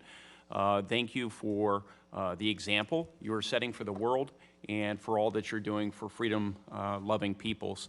I want to send a message to Beijing's communists. And my message is, you cannot have it both ways. You cannot seek to trade with the wealthy nations of the world and rip off our intellectual property. You cannot seek to be a trusted international development partner and engage in predatory economic practices through your Belt and Road Initiative. And you cannot reap all the economic benefits that you enjoy under American law of Hong Kong's special status while undermining your rights as Hong Kongers, while eradicating your political identity. We cannot allow this to happen. So I look forward to working with you. I will be signing on to the legislation offered by the co-chairman of this committee, as you have encouraged us to do so. And I'll be seeking other opportunities, perhaps in the immigration area, to provide further relief to Hong Kongers who do not want to be a part of this predatory regime that calls itself communist, but in fact is really fascist in many respects. And we must continue to press it to change its behavior. Thank you so much for your presence here. Thank you. Thank you. Mr. Smith. Thank you, Mr. Chairman. There is no disputing the fact that under Xi Jinping, human rights abuses have seriously worsened. You name the area, from torture, religious freedom. Ms. Holm, you talked about the synodization of religions, where every single religion or faith, including the Falun Gong, Christians, Tibetan Buddhists, the Uyghurs, all have to comport to the communist model or else face severe torture, incarceration, and even death. It is incredible what he is doing and his regime. And of course, all of that will be imposed on Hong Kong unless there is a reversal of this trend. On human trafficking, the Trump administration has designated China as a Tier 3 country because of sex and labor trafficking. It has gotten seriously worse over the last several years. So every place you look, it is worse. Xi Jinping is bringing dishonor to himself and to his government with his abuse of people. And I think we need to say that loud and clear. You know, the great father of democracy, Wei Jingsheng, once said, and I had him at a hearing, and I actually met him in Beijing when he was let out briefly to get Olympics 2000, which the Chinese government didn't get. So they rearrested him and beat him almost senseless. Well, he said, you know, you Westerners don't get it. You do coddle dictatorship. You do allow and enable by your weakness. You've got to look a dictatorship in the eye and say, we're not kidding. Conditionality of human rights either occurs or we're not going to be trading with you and allowing you to use that economic power that you get to further incarcerate and further repress. You know, the lessons of the Soviet Union were not learned when it came to China. I got elected in 1981. My first trip was to Moscow and Leningrad on behalf of Soviet Jews. And frankly, the Reagan administration stood up strongly to the powers in Moscow and said, human rights matter. And it did matter, and thankfully we saw a change. Of course, under Putin, it's still bad, but not as bad as it was during those years. I raise all of that because when it came to China, we have not learned the lessons of conditionality with regards to human rights. And I say that with sadness, with great sadness. You know, when we did the Comprehensive Anti-Apartheid Act in 1986, not only did I vote for it, but we had a world coalition saying this egregious behavior will not be tolerated, therefore we're going to hold you to account and no longer provide munitions, which Mr. McGovern's bill, which I've co-sponsored, would seek to do with the police. That was Section 317, I believe, of that bill. And Mr. Garrett, you might want to speak to that. But we've got to be serious about all of this. And I just bring this up because it deeply concerns me that we just keep not learning the lessons. Nancy Pelosi, Frank Wolf, David Bonnier, and I all opposed MFN for China after Tiananmen Square. George Herbert Walker Bush thought he could manage the whole thing. He was our ambassador to China. And as it turned out, we managed it extraordinarily poorly. Bill Clinton came in and he said, let's link human rights with MFN trade. 1 year later, he delinked it. And the lesson learned by the dictatorship in Beijing was profits trump human rights. We now, and I have tried for 5 years to get my bill passed, our bill, it's a collective bill, House and Senate, bipartisan, and the same people who said just trade more and somehow China will matriculate from dictatorship to democracy have been proven wrong again. And if it wasn't for the great people of Hong Kong standing up so powerfully at great loss of their liberty, going to prison, being arrested, being harassed, and even killed and tortured, that this Congress needs to wake up and say, finally, at long last, we're going to put conditionality on this. So if you want to speak to that, I would appreciate it. There have been 1,000 arrests since the activities occurred. What is the status of the prosecutions? Joshua, we know, your case, but there are many other cases that are in obscurity right now. What is happening to those individuals? And just generally on the police, are the police largely newer recruits who are more ideologically aligned with Beijing, or are they the old hands who have just now become even more repressive than they had been in the past? If you could speak to those things, I would appreciate it. With more than 1,500 Hong Kong were arrested in the past 3 months, more than 200 of them were prosecuted already. I'm among one of them, and we're also aware on some of those activists were already detained inside prison before any trial start. And that's the sugar-coated rule of law and the Hong Kong-style legal system under the pressure of Beijing. I've been arrested and prosecuted with the charges of unauthorized assembly. Even I have the experience to be jailed for around 120 days, but the price I pay is just a small piece of cake. Because lots of our teammates, from my understanding, more than 100 of them face the riot charges, might be locked up in prison for more than 10 years. 5 years ago, during the umbrella movement, we were just arrested by an unlawful assembly, need to face maybe months or 1 to 2 years in jail. But now, youngsters at the age of 15, they should enjoy their summer holiday. They should spend more time in the summer vacation with their friends and family.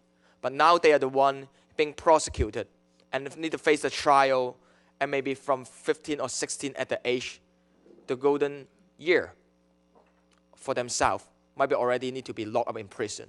And also we have activists, Edward Leung, who fight for Hong Kong's freedom, already being locked up in prison, need to face 6 years in prison.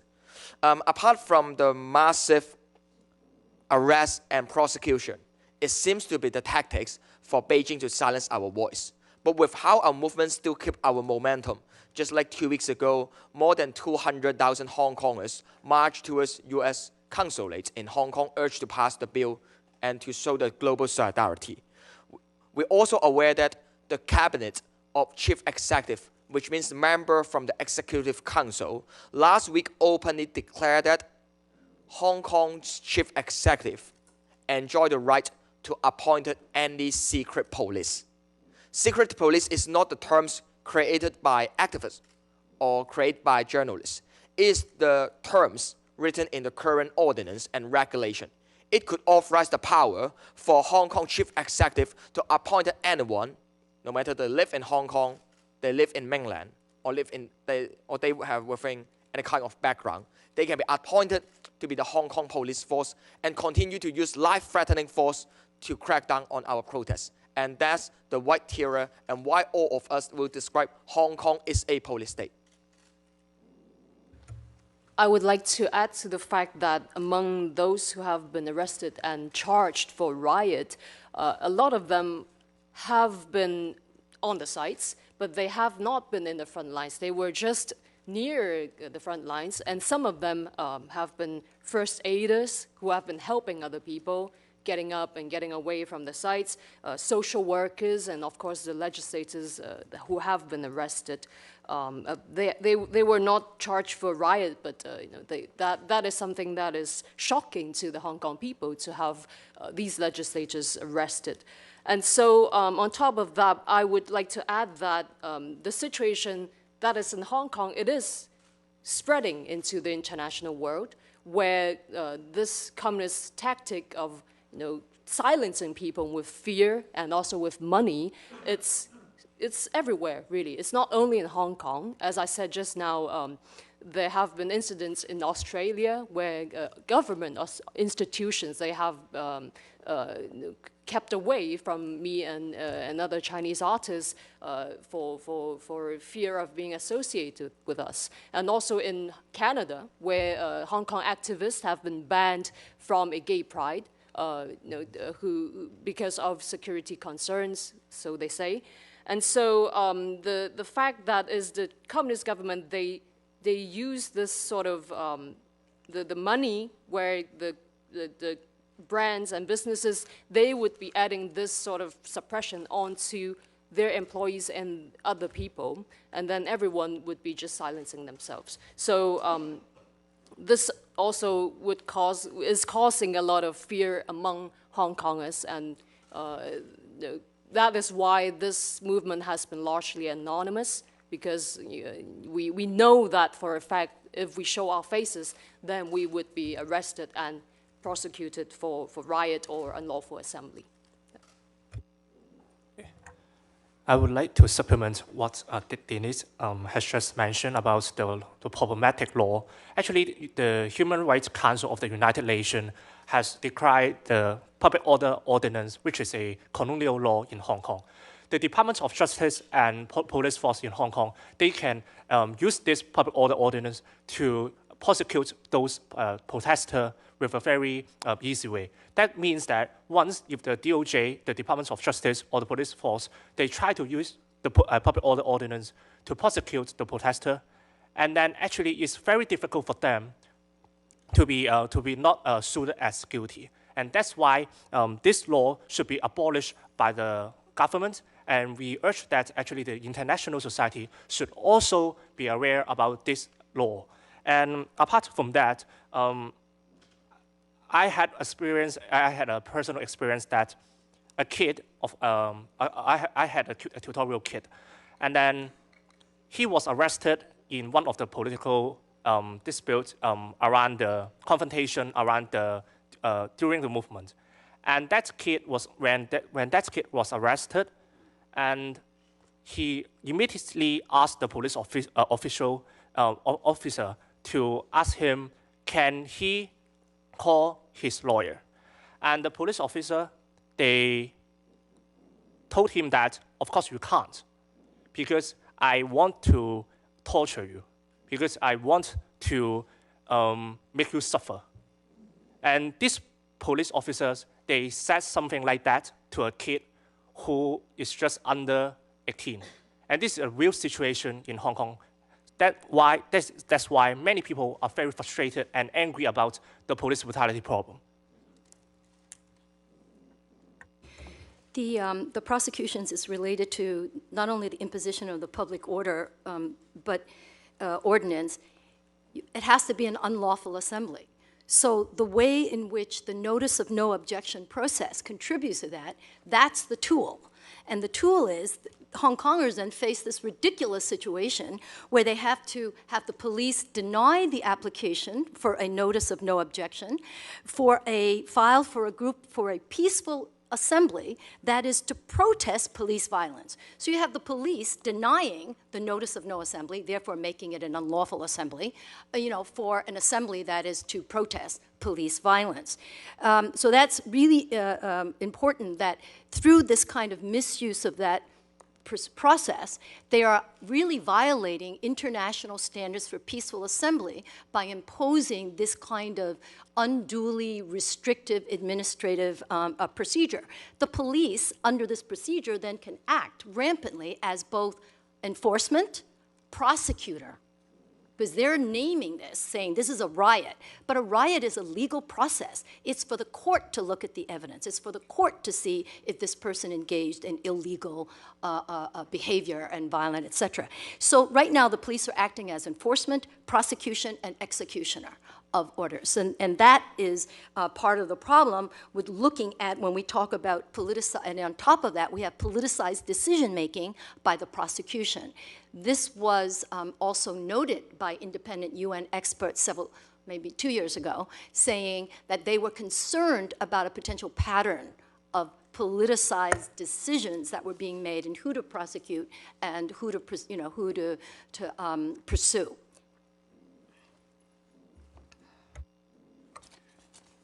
There is an issue regarding whether or not Hong Kongers can get a fair trial in Hong Kong in the future. And a large reason for this is the heavy amount of propaganda coming from the Central People's Government, whether it is in Chinese state media organizations or it is in so-called mainstream organizations who quote them and cite them ubiquitously. So when the regime, the Chinese regime, characterized demonstrators as separatists, extremists, terrorists, this is already setting an expectation for the Hong Kong judiciary to act, not just as well as law enforcement, not only in the charges that they decide to lay against a protester, but also the sentences that they're trying to get after people. The pro-Beijing United Front movement in Hong Kong has been very aggressive in attacking judges that it feel that have been too lenient with protesters, and this goes back a number of years. They derogatorily refer to them as yellow judges, referring to the yellow ribbons from the Umbrella Revolution. There's been threats made by pro-Beijing people towards the judiciary in general that have gone unprosecuted. So this is a real issue. Also, because of the 2016 Oathgate intervention by the National People's Congress, there's an expectation that Hong Kong judges have to uphold the national security of the Communist Party. So if you render a decision that's inconsistent with that national security expectation, you may be vulnerable to disqualification. Now, this has not happened, but this is the logic that is being used to disqualify candidates to the district council, the legislative council elections, and so forth. Regarding the police, touching on Sharon's comments earlier, the Hong Kong police also went to Xinjiang as observers to learn on how they handled quote-unquote mass incidents. And there's very little visibility on that. We know that the PLA in Hong Kong, there was some interaction with them. The Hong Kong PLA garrison commander observed some of their passing out their parades and so forth like that. But one of the most dangerous and I think terrifying things for most Hong Kongers is that the Hong Kong police now act without wearing uniforms, without any type of identification. You can be grabbed off the street. You can be grabbed from your home. Nobody's showing you any type of formal identification. You don't know if they're a police officer, you don't know if they're a triad, a patriotic vigilante, or somebody from the mainland kidnapping you. So this is a major issue. Now, for the Communist Party, they view law enforcement as their concept of rule of law, or rule by law. And so the support, basically the Hong Kong police have been given carte blanche to do whatever they want. And as Carrie Lam said before, the Hong Kong police are seen as the last line in this. So the policing issue is a major problem in Hong Kong.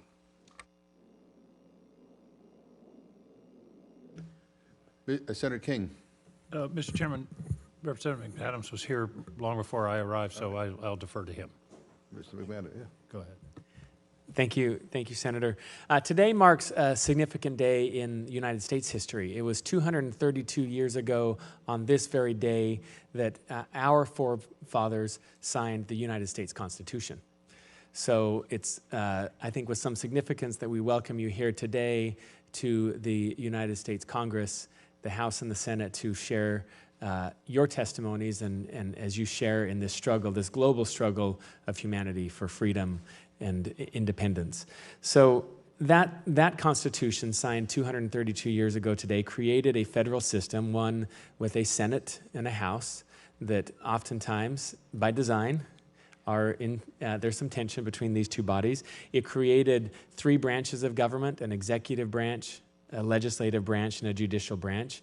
It's an outgrowth of that system is our two political parties that oftentimes also struggle for our ideas to move forward.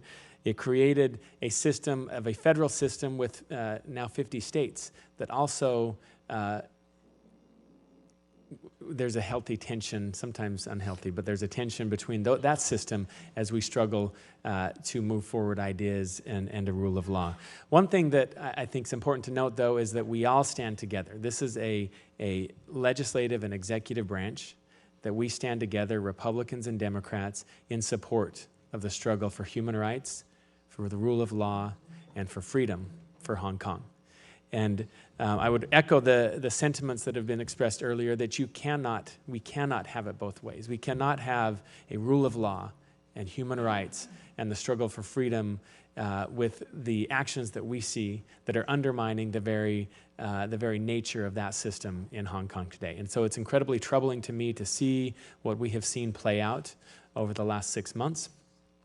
And forecasting into the future some of the efforts to undermine the sanctuaries of democracy and human rights that we see right now. So some of those sanctuaries and foundations of freedom, as we've seen in the United States and we also see in Hong Kong, the freedom of democracy and government through elections, the freedom of academia and for ideas to thrive in an academic system, the economic freedom for individuals and economic competition, and rule of law where every individual is treated fairly and equally under the law and human rights are protected. So my concern, what I'd love for you to comment on is where we go from here, and with some very troubling signs on the horizon. So I'd like you to comment on Mr. Wong, and let me commend all of you who are examples and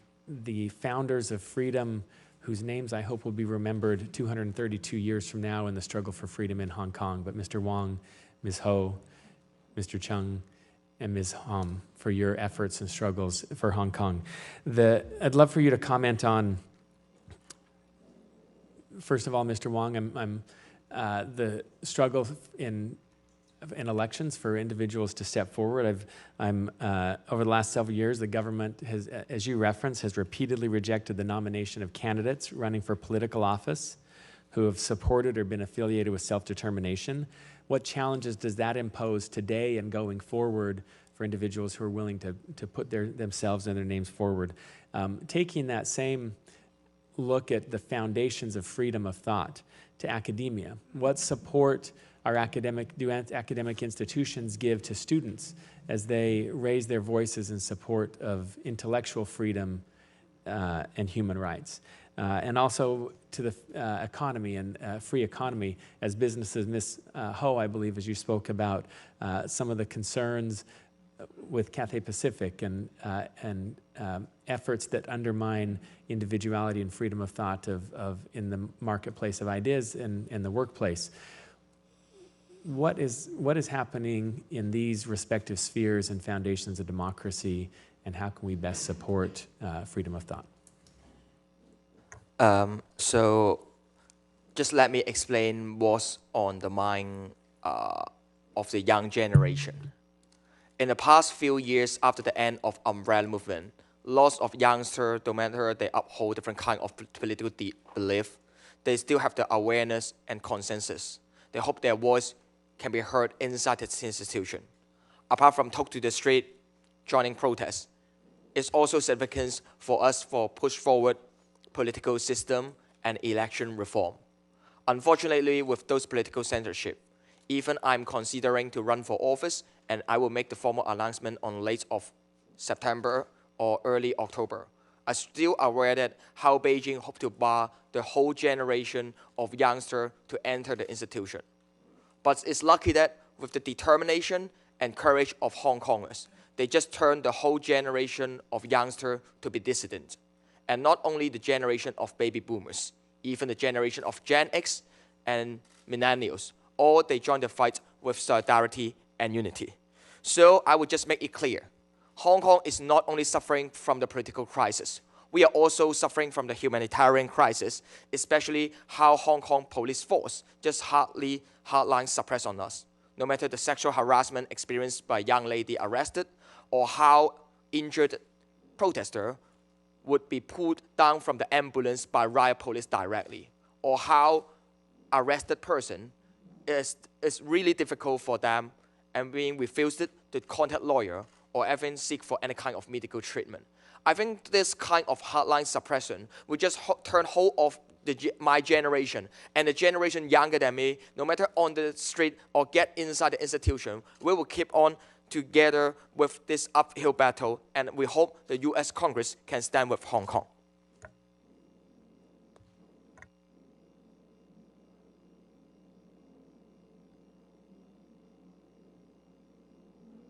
I'll go. So yes, on the cultural side, and also on the freedom of thought side of things, it has been 90% of it probably has been eroded, where at least the whole show business has been is in the control of the communist government.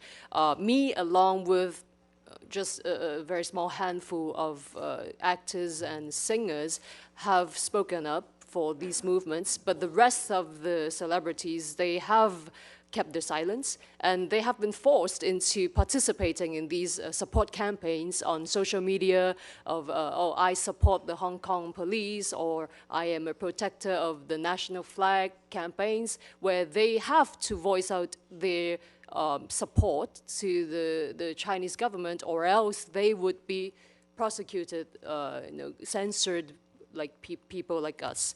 So businesses, of course, they have been pressured also into obstructing these freedoms of Hong Kongers, namely MTR, our subway system. They have closed down stations in times of protest, therefore making it very easy for the police to arrest people, and also very difficult for the people to leave the sites. And that was a result of I believe it was an article that was in the People's Daily, the state newspaper, where they have named the MTR corporation, saying that they have been helping the people. So I do think that in a free society, these businesses and corporations, they do have a obligation, a social responsibility to keep up this kind of integrity, to at least to safeguard our freedoms, which they have failed to do so. And like right now, we do not have much solutions to these problems, because aside of the people protesting, these businesses, they are exercising their suppression onto their people. So we hope that this Hong Kong Human Rights and Democracy Act, with these sanctions on the government officials, and hopefully, if this could extend to these corporations who have been violating the basic law, the freedom of speech and of the people, hopefully that this would be monitoring the businesses and also, of course, the government institutions in Hong Kong. From the academic perspective, I believe we need to have a correct understanding on China first.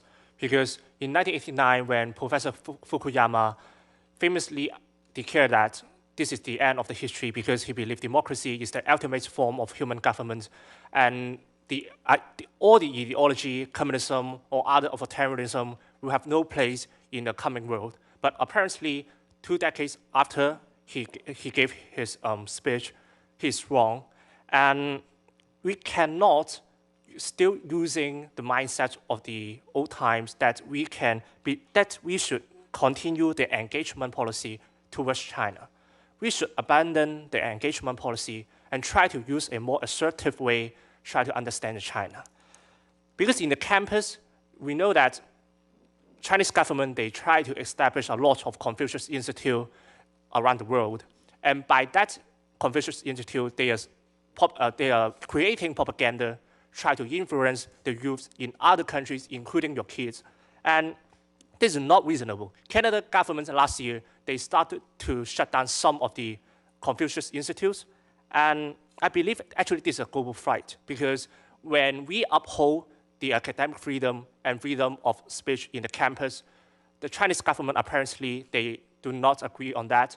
And when many Hong Kong people, over the past few months, they support the movement in Hong Kong, and they have organized a lot of rallies across the globe, in Australia, in UK, in US. They have received a lot of threatening letters, and they are being followed. Their home address are being posted on those social medias.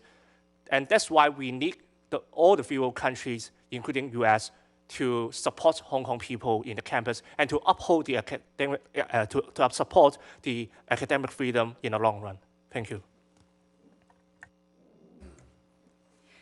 I think the question that all of this also is related to is China's clear exercise of soft, hard, and sharp power. And so I want to say a couple of things on the academic front. In the US, we have over 300,000 Chinese students from the mainland, and also students elsewhere. I think Joshua saw recently close up and personal when he spoke at Columbia what the actions of the students are. I'm not raising it to think that there's an easy answer, but I do think that we must be thinking about how do we, and I use it for lack of a better word, engage the fact that we're welcoming students into U.S. institutions. I teach a human rights course at NYU as well, and I had some mainlanders who did not want to take my course because they're afraid to take the course, because if they take the course, other people were reporting on who took the course by Sharon, human rights in China director. And then even recently, if I had students in the class as observers or whatever from the mainland, so I'm saying that the censorship is on mainland students as well. So we do have them protesting, but we also have to recognize they are all under surveillance with families back home. I really want to echo Denise's call to bring in the role of the companies, and in particular, as the Protect Hong Kong Act moves forward in discussions, and I know that it's going through a legislative process, I think it would be really good to think about and address the question of the U.S. companies, because not only will the denial of export licenses really address the issue, it will address the issue of no longer being complicit, but will it address the issue of the actual category of lethal and non-lethal materials? And I wanted to point out that China hosts the China International Exhibition on Police Equipment every 2 years. The next one, they all held in Beijing, will be held on May 12th to the 15th. That's a really important date. And they sell, and they have thousands of exhibitors from all over the world and companies. And in the past, we have been monitoring many US companies have gone to exhibit and sell, and then afterwards report very proudly on are we singing? Okay, not yet, right? Okay, not yet, not singing yet. But they've also reported on the millions of dollars of contracts that they were able to secure in Beijing. So I think one thought might be to, aside from, or in addition to export licenses, what about technology transfers? What about collaboration? What about them training the Chinese partner companies? What are the other things that need to be in place so that, because China has been named an economic competitor for the US, it's not an even playing field. They're an economic competitor where the SOEs are dominating the economy. You are not investing in all the US companies, but China is investing in all the key industries, and that is technology, AI, the military sector, financial services, and then the ICT sector, which is completely state-owned enterprise in terms of the key ICT. So I want to ask one final thought for what can be done going forward. Next year on the Human Rights Council, at the end of this year, China rotates off, and according to the rules, can't come back on in 2020. I think that is the year in which the US government, I know you have left the council for various analyses of its effectiveness, but that does not take away the fact that the US is still viewed as a leading player among all the member states in the council. You can exercise your role as an observer. You can also exercise your very influential role in working with other democratic governments to issue joint statements, joint initiatives, and joint. So I think 2020 is particularly important, and in particular, that is the year to push, because you're also on the NGO committee of ECOSOC. That is the year to support and push for the reforms that are needed to allow independent civil society groups to be able to participate. As you know, my organization had applied for ECOSOC status, and over the last 30 years, and both times you can't make it out of the NGO committee because China just looks at us and goes, and that's it. End of story. So I think it's very important that the U.S. can raise the issues, not only as an observer in Human Rights Council, but in the General Assembly. And I know you're quite active on the 3rd and 5th committees. That's where I think it's really important to exercise leadership. 2020 is the year you can push, because China will be there with its client states and threatening everybody else to support them while they're not there. But the point is, they won't have a vote. So I think it's a good year to get some traction. I'll just make a couple quick comments. One is U.S. has law enforcement cooperation with the Hong Kong police, and this may need to be reconsidered or looked at more strongly in the future. Second, basically as far as companies go in Hong Kong, there's a one country, two systems apartheid-like system where patriotic companies are privileged over other companies. If you happen to be a pro-democracy supporter, you're at the bottom, if not an enemy. Regarding Hong Kong universities, if I remember my count correctly, there's 7 public ones. They're all funded by the SAR government. So this puts on pressure on the type of academic agendas, research interests, and so forth like this. And there are real problems if you're considered a sensitive personality, such as Benny Tai, or if you're researching sensitive issues that may or may not be clearly evident. There's also a lot of things that happens on Hong Kong related to academic and other freedoms that are above the water and below the water line. One of them is, one of the things that the Hong Kong police are doing right now are ID checks writ large. So even if you're not arrested, your name is being recorded and associated as being at a protest site. Now this may come down later on in some hiring decision, some vetting process by state-owned enterprises or other patriotic Hong Kong companies. Former Chief Executive C.Y. Long discussed such a possibility back, I think it was around 2014 or 2012. And my last comment would be that Chinese state-owned enterprises incorporated in Hong Kong should not be treated as Hong Kong companies. Thank you. Thank you. I know we have 2 senators here. There's a vote on, and so I'm going to yield to Senator King. But if we could just keep our answers short so they both can get their questions in, I think that would be helpful. Senator King. Thank you. Ms. Holm, I'm struggling with the fact that we've got an island of democracy in a sea of repression. You've got a country which is now seems to be perfecting the control state. Millions of cameras, facial recognition, repression of the Uyghurs, religion, everything, and yet you've got Hong Kong. You've got 2 societies moving in the opposite direction.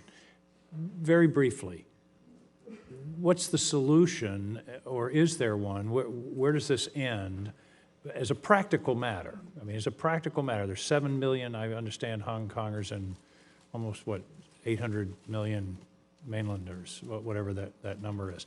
The other piece that I wanted to ask is there any sympathy for the Hong Kongers within the mainland? Is there a nascent, I wouldn't call it a democracy movement, but at least a freedom of expression movement, or is the government in such firm control that's a fantasy? Give me a picture of where this goes. Thank you. I have no answers because this is an ongoing struggle, but I do want to say that the control state, you've put your finger right on it. A control state is China has built a whole ecosystem of control through the technology, through the law. We didn't even talk about the cybersecurity law. Most thorough in the history of the world. And the most comprehensive because it also is built on self-censorship. It's also built on a whole social platforms of community reporting on each other. So there's this whole ecosystem, which is pretty comprehensive, that feeds each other. But the one thing about technology that's interesting is that the asymmetry of power that you could have a very powerful authoritarian state, it has not been able, notwithstanding the mass crackdowns on lawyers, notwithstanding the torture on the mainland, notwithstanding the killing of untold thousands in 1989 of tanks, they have not, the Communist Party has not been able to shut down people, Chinese people who continue to work for a whole range of human rights. So that's number one. The second thing we haven't really mentioned is that Hong Kong has always been, since '89, the only city, and I will say within formal China, that has over 100,000 people every year on June 4th remembering. It was Hong Kong students, it was Hong Kong journalists who went up to Beijing to support the democracy movement. And there are very moving stories of the protesters knowing that the tanks were coming. But can they said, let the Hong Kong students, they must make it safely back because they will tell our story. Can the Beijing regime tolerate Hong Kong? Isn't Hong Kong a fundamental threat to this whole control regime? Half of Hong Kong is a fundamental threat. The part of Hong Kong that can be its golden goose that lays the golden egg, they like that pot. But that goose isn't living in a free-range farm. And they want that golden goose to absolutely, you know, be like, keep laying those eggs, but, you know, you're going to have no air, no this, no that. So they're trying to do something impossible. They're trying to keep half of Hong Kong, denying a reality of who and what Hong Kong is, because Hong Kongers we have had a history of freedom, and we have had a history of working courts and independence. You can't just wipe it. Sympathy for mainlanders. I know, because I also teach human rights seminars at some institutions in Hong Kong, that mainlanders participate in the demonstrations, and I can tell you, when they participate in the demonstrations in Hong Kong, 1 million people, their parents back home on the mainland will get a knock on the door and a visit from the public security saying, your daughter, your son is in those marches, tell them to stop. So they're both in Hong Kong, mainlanders in Hong Kong, are very it's not just what you see in the media of them fighting and protesting and fighting. There are Hong Kongers who support and are inspired by. That's what Beijing is afraid of. They're afraid. That's why they first censored everything, and then suddenly they realize, oh my gosh, we can't censor it. Everybody actually has those illegal VPNs, and they are getting the information. So then they started doing the disinformation, because the silent, you know, the blackout didn't work, so they started the disinformation. The other point is that there are mainlanders from the beginning in June who have expressed support for the Hong Kong democracy movement online. What has happened to them? Arrested, detained, threatened, intimidated, etc. So notwithstanding the full force of an authoritarian police state, they're not able to shut it down. And, Mr. King, they're not able to tell mainlanders who do see what they're seeing and who are not afraid and are willing to also pay the price to support Hong Kong's movement, because they understand that if Hong Kongers can hold the line, then the mainlanders who also want democracy and freedom can also have a chance. But Hong Kongers are the front line. Well, I want to join my colleagues in thanking you all. It's hard for us to conceive of the courage that it takes. There's no doubt that in this room today is someone reporting to Beijing about each of your testimony. Right. That's right.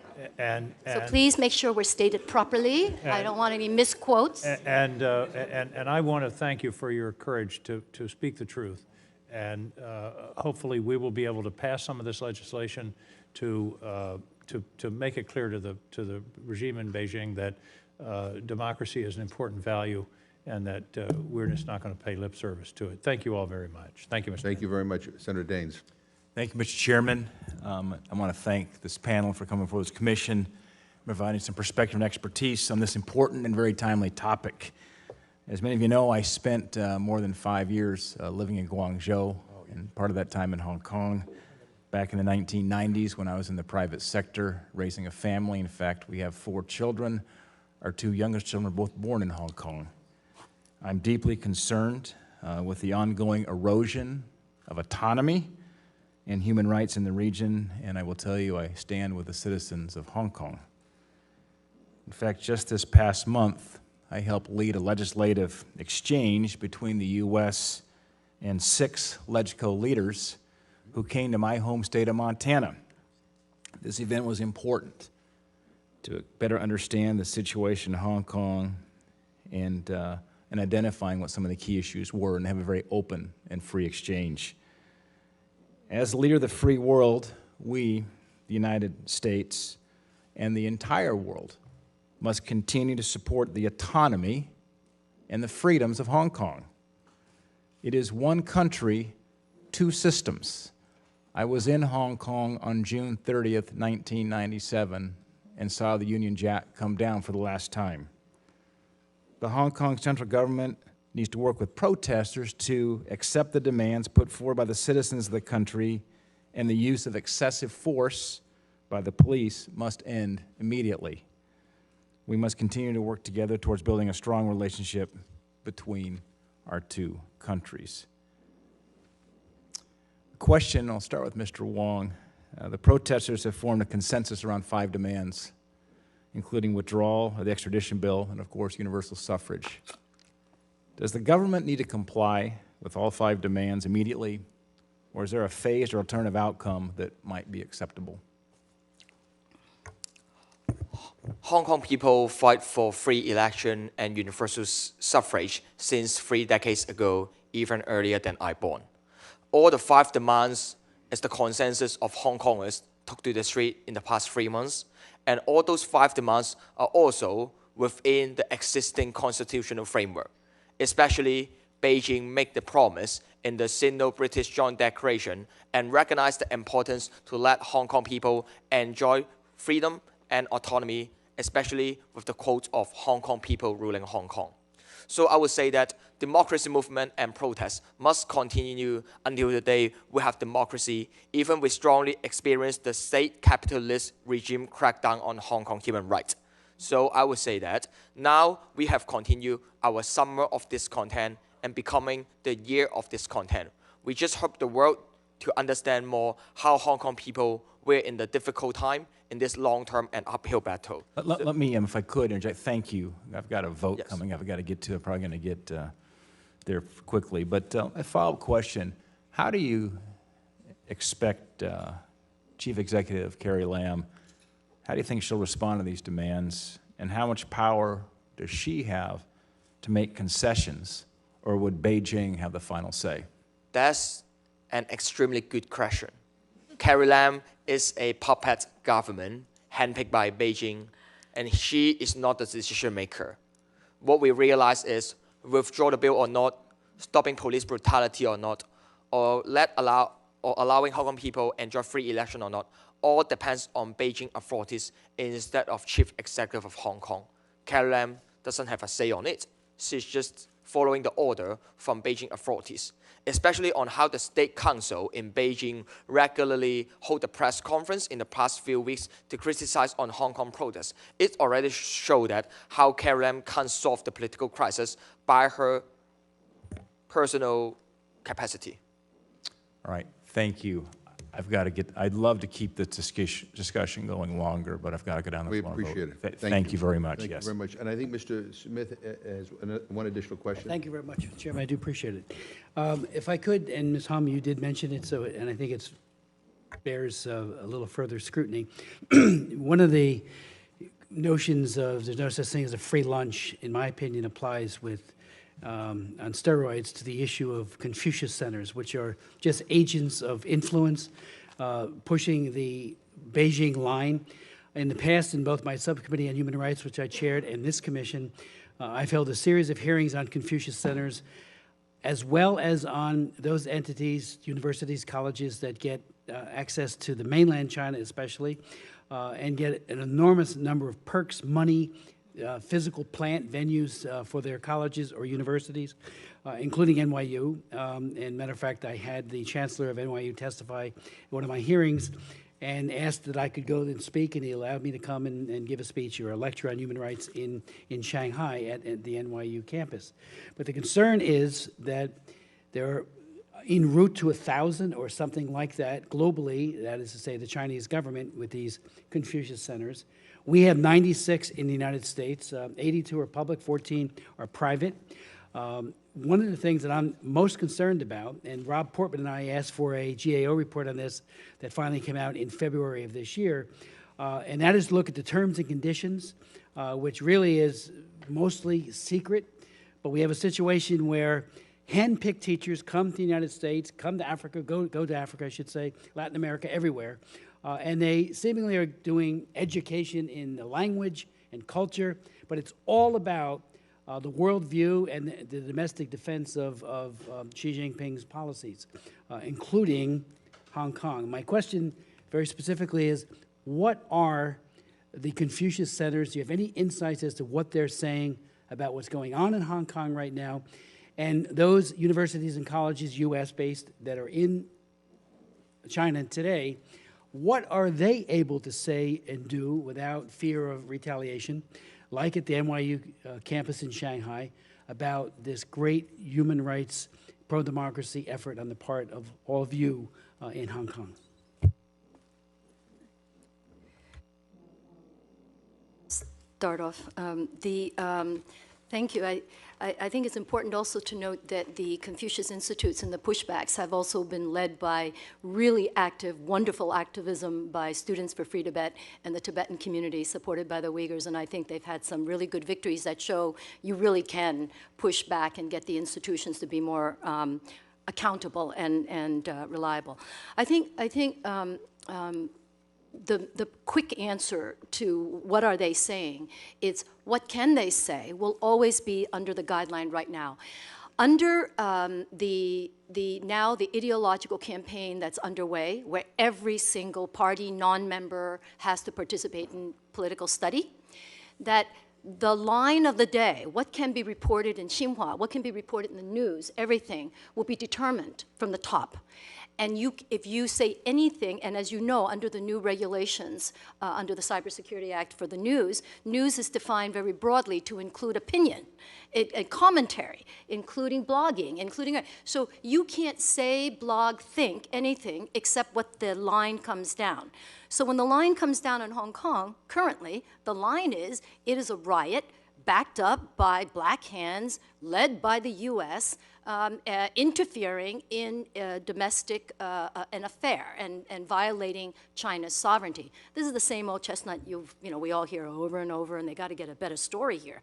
But that's what they keep saying, and so I think that is now the dominant what anyone can say. Because if you say anything against that, for example, you have a different idea. Not only are you violating the new news regulations, you're also running the risk of subversion, incitement, because that is defined as going against the party's views. So I think that's why it is so important that the authoritarian system in the mainland must change. It's got to change, or I think it's still, I think that Hong Kong people, I know I've heard some of my friends and colleagues say to the US, please save us. I actually have another angle on that. I think Hong Kong people will save ourselves.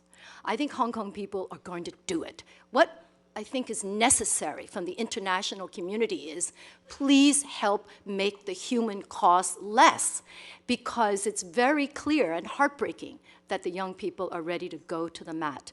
And I think the key is, as I think the US government and this commission is doing, is to stand by so that the human costs can be mitigated a little bit. Understood, but how do the teachers in the Confucius Institute get their marching orders? So this is like going inside of a black box, but let me speculate. Yeah. I am pretty sure that all the curricula are approved and reviewed. I'm pretty sure they don't exercise academic freedom and say, here's a creative thing I can do about Hong Kong. I'm pretty sure that they're all approved curricula. How do we know this? Because you will see nothing there about '89.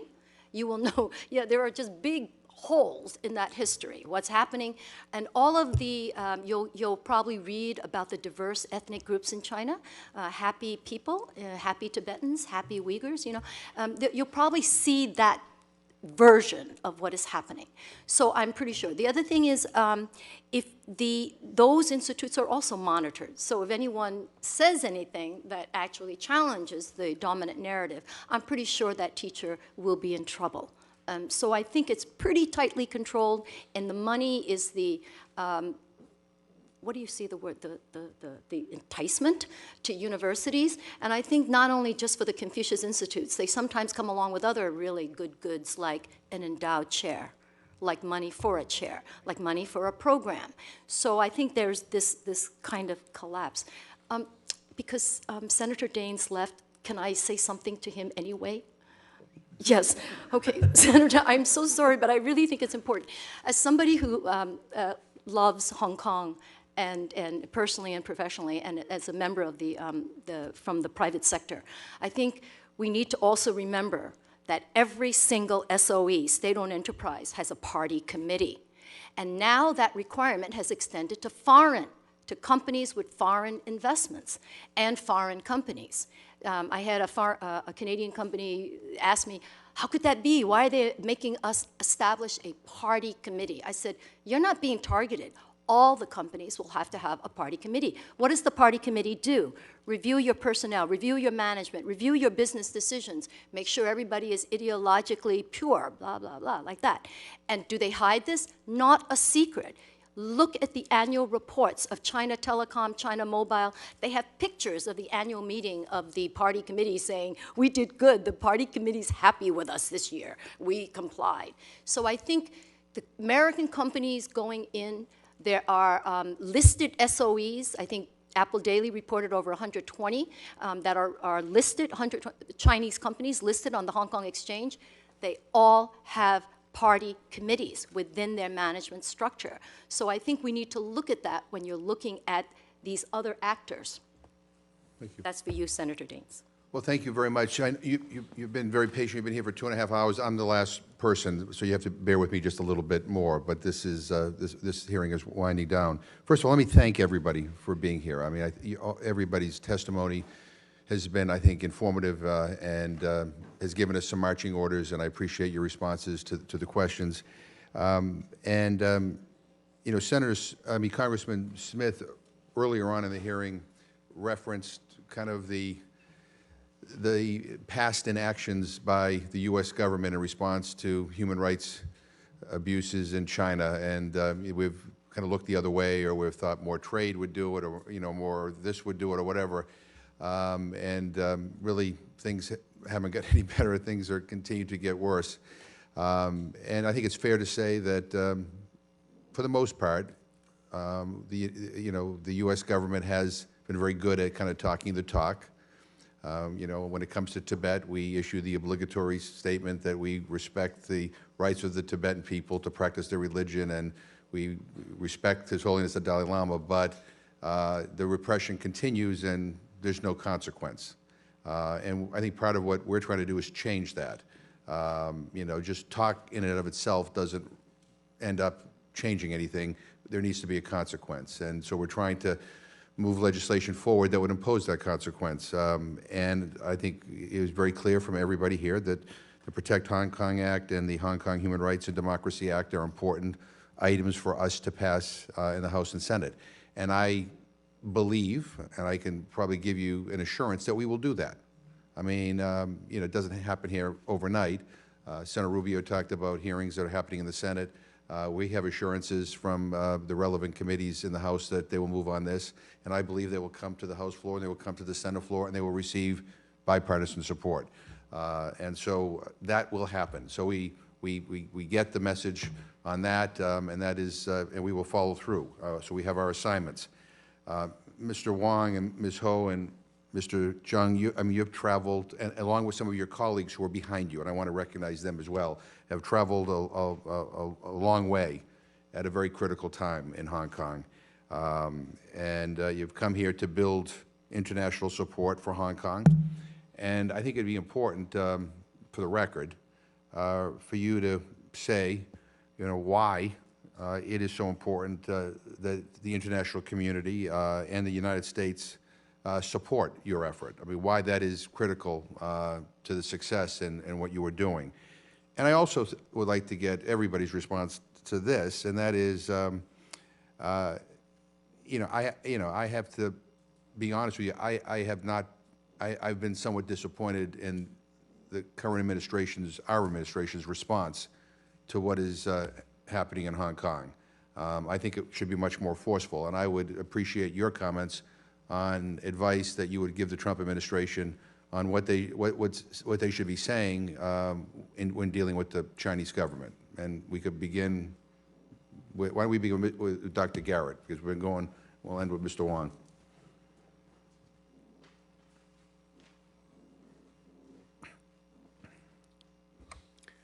speaking to the what advice we could give the Trump administration, I would say that U.S. responses have to be resolute, to use the Hong Kong term. If they're not hard, and if they're not unwavering, you will not get any respect from Xi Jinping's Communist Party. They will exploit it.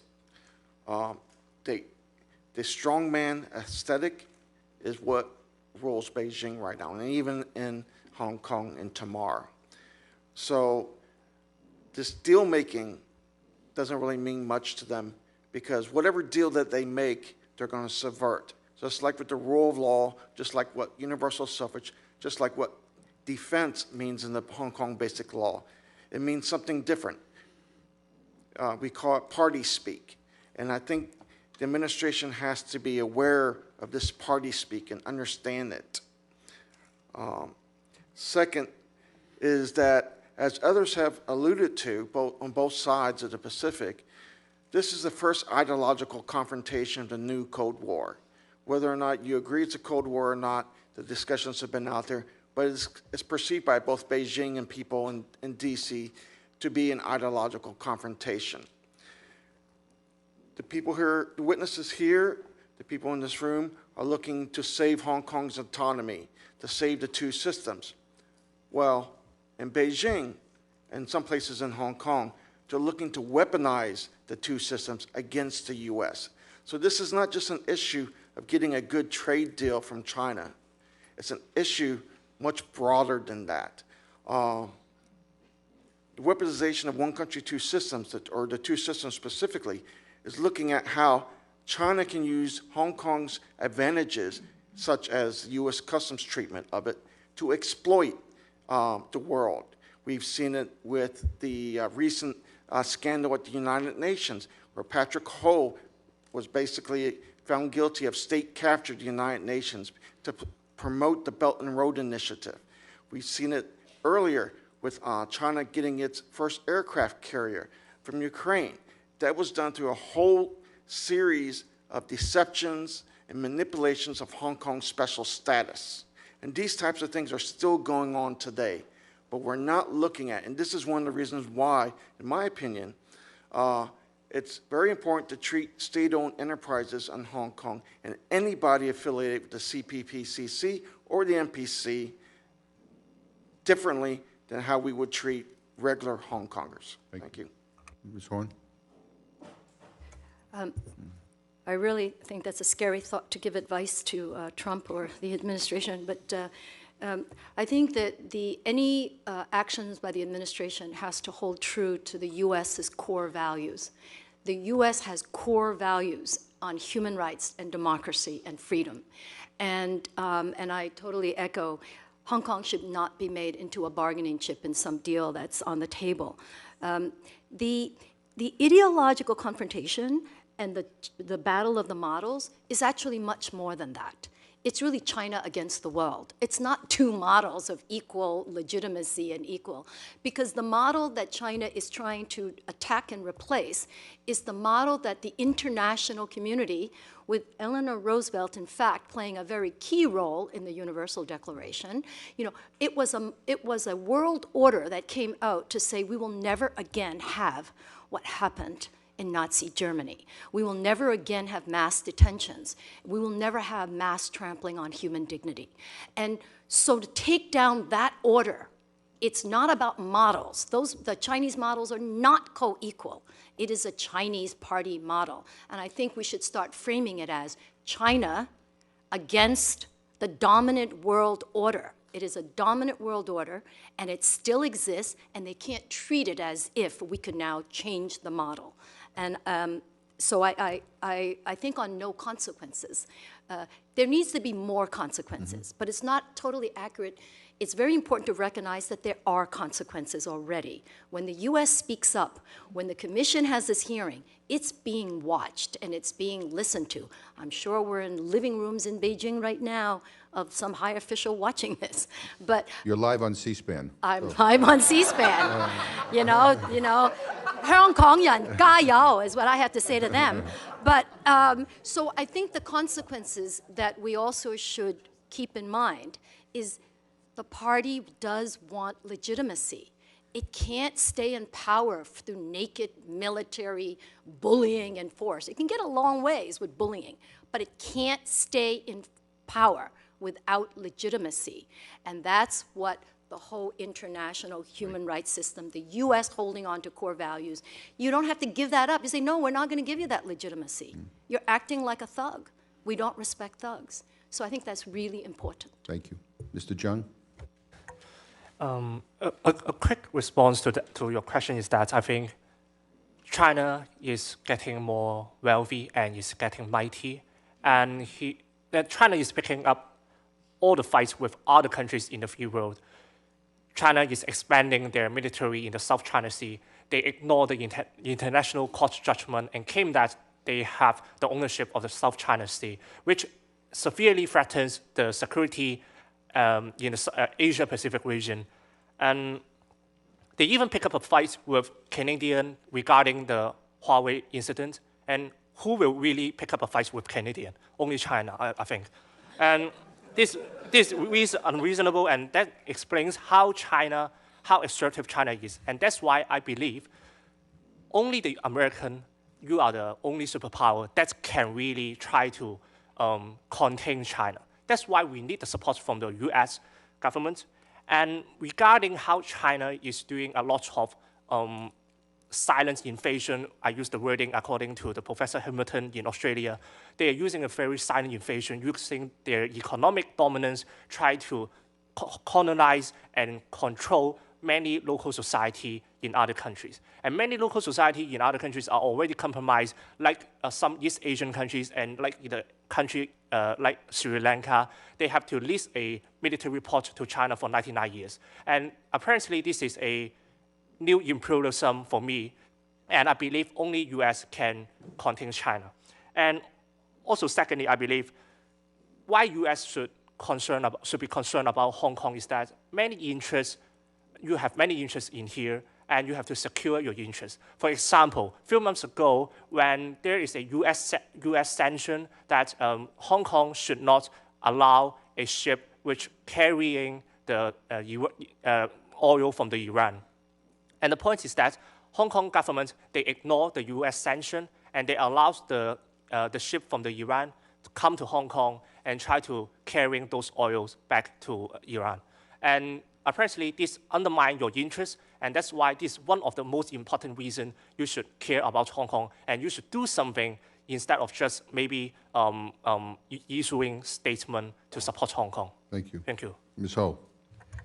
This historic fight in Hong Kong has only been possible with the determination of the youngsters and of the Hong Kong people. And I would really like to take this chance to thank the members of this commission and Chairman McGovern and Co-Chairman Rubio for the continuous attention on Hong Kong issues, and of course to the push of this act, because this has contributed in giving hope to the Hong Kong people in the way that it is telling the youngsters that their efforts is actually making a change in the world, and that we are not in an isolated struggle. It is a global fight. We are in the front lines of this global fight to protect these universal values that we all cherish. So hopefully by passing this act, we would be seeing a momentum in the international communities where other countries, they might join in, and to preserve and to preserve these values, and also to monitor this totalitarian regime that is actually destroying these values on a daily basis. So thank you very much. Mr. Wong.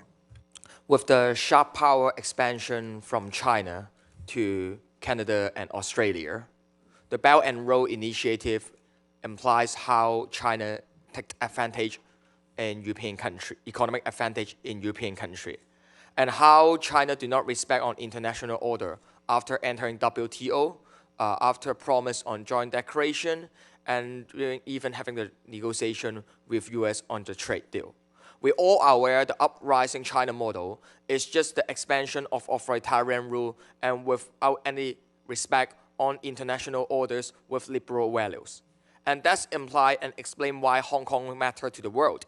Because Hong Kong people will stand on the forefront to confront the authoritarian rule, and Hong Kong people is aware that Hong Kong is the forefront and we will confront the authoritarian crackdown. If Hong Kong fall, and the next may be the free world.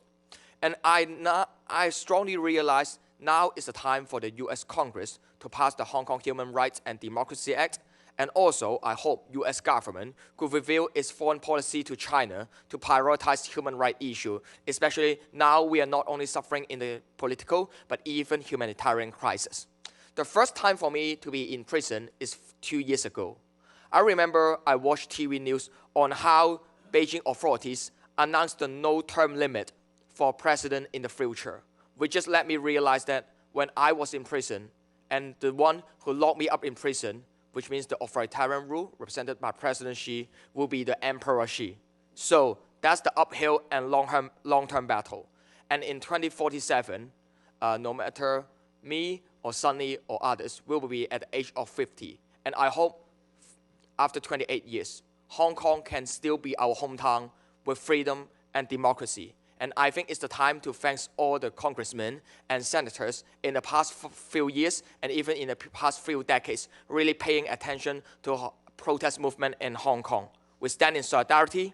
We stand as one. Hong Kongers never walk alone. Thank you. Thank you very much. Let me thank the staff of the Commission for all the work that they did in preparing this hearing. Let me thank, again, the panelists. And to our friends from Hong Kong, let me thank you for your courage and commitment. I mean, I think what is prompting action here in the Congress is, you know, your courage that we see unfolding on our television screens and we read about in the newspapers. I have to tell you, I think for everybody here, you know, you have been an inspiration. And you know, as I said at the beginning of the hearing, you know, we're a diverse political group on this commission. But on this issue, we're in solidarity with you. We believe that the future of Hong Kong ought to be determined by the people of Hong Kong. And again, I can't thank you enough for being here. So thank you, and this hearing is adjourned.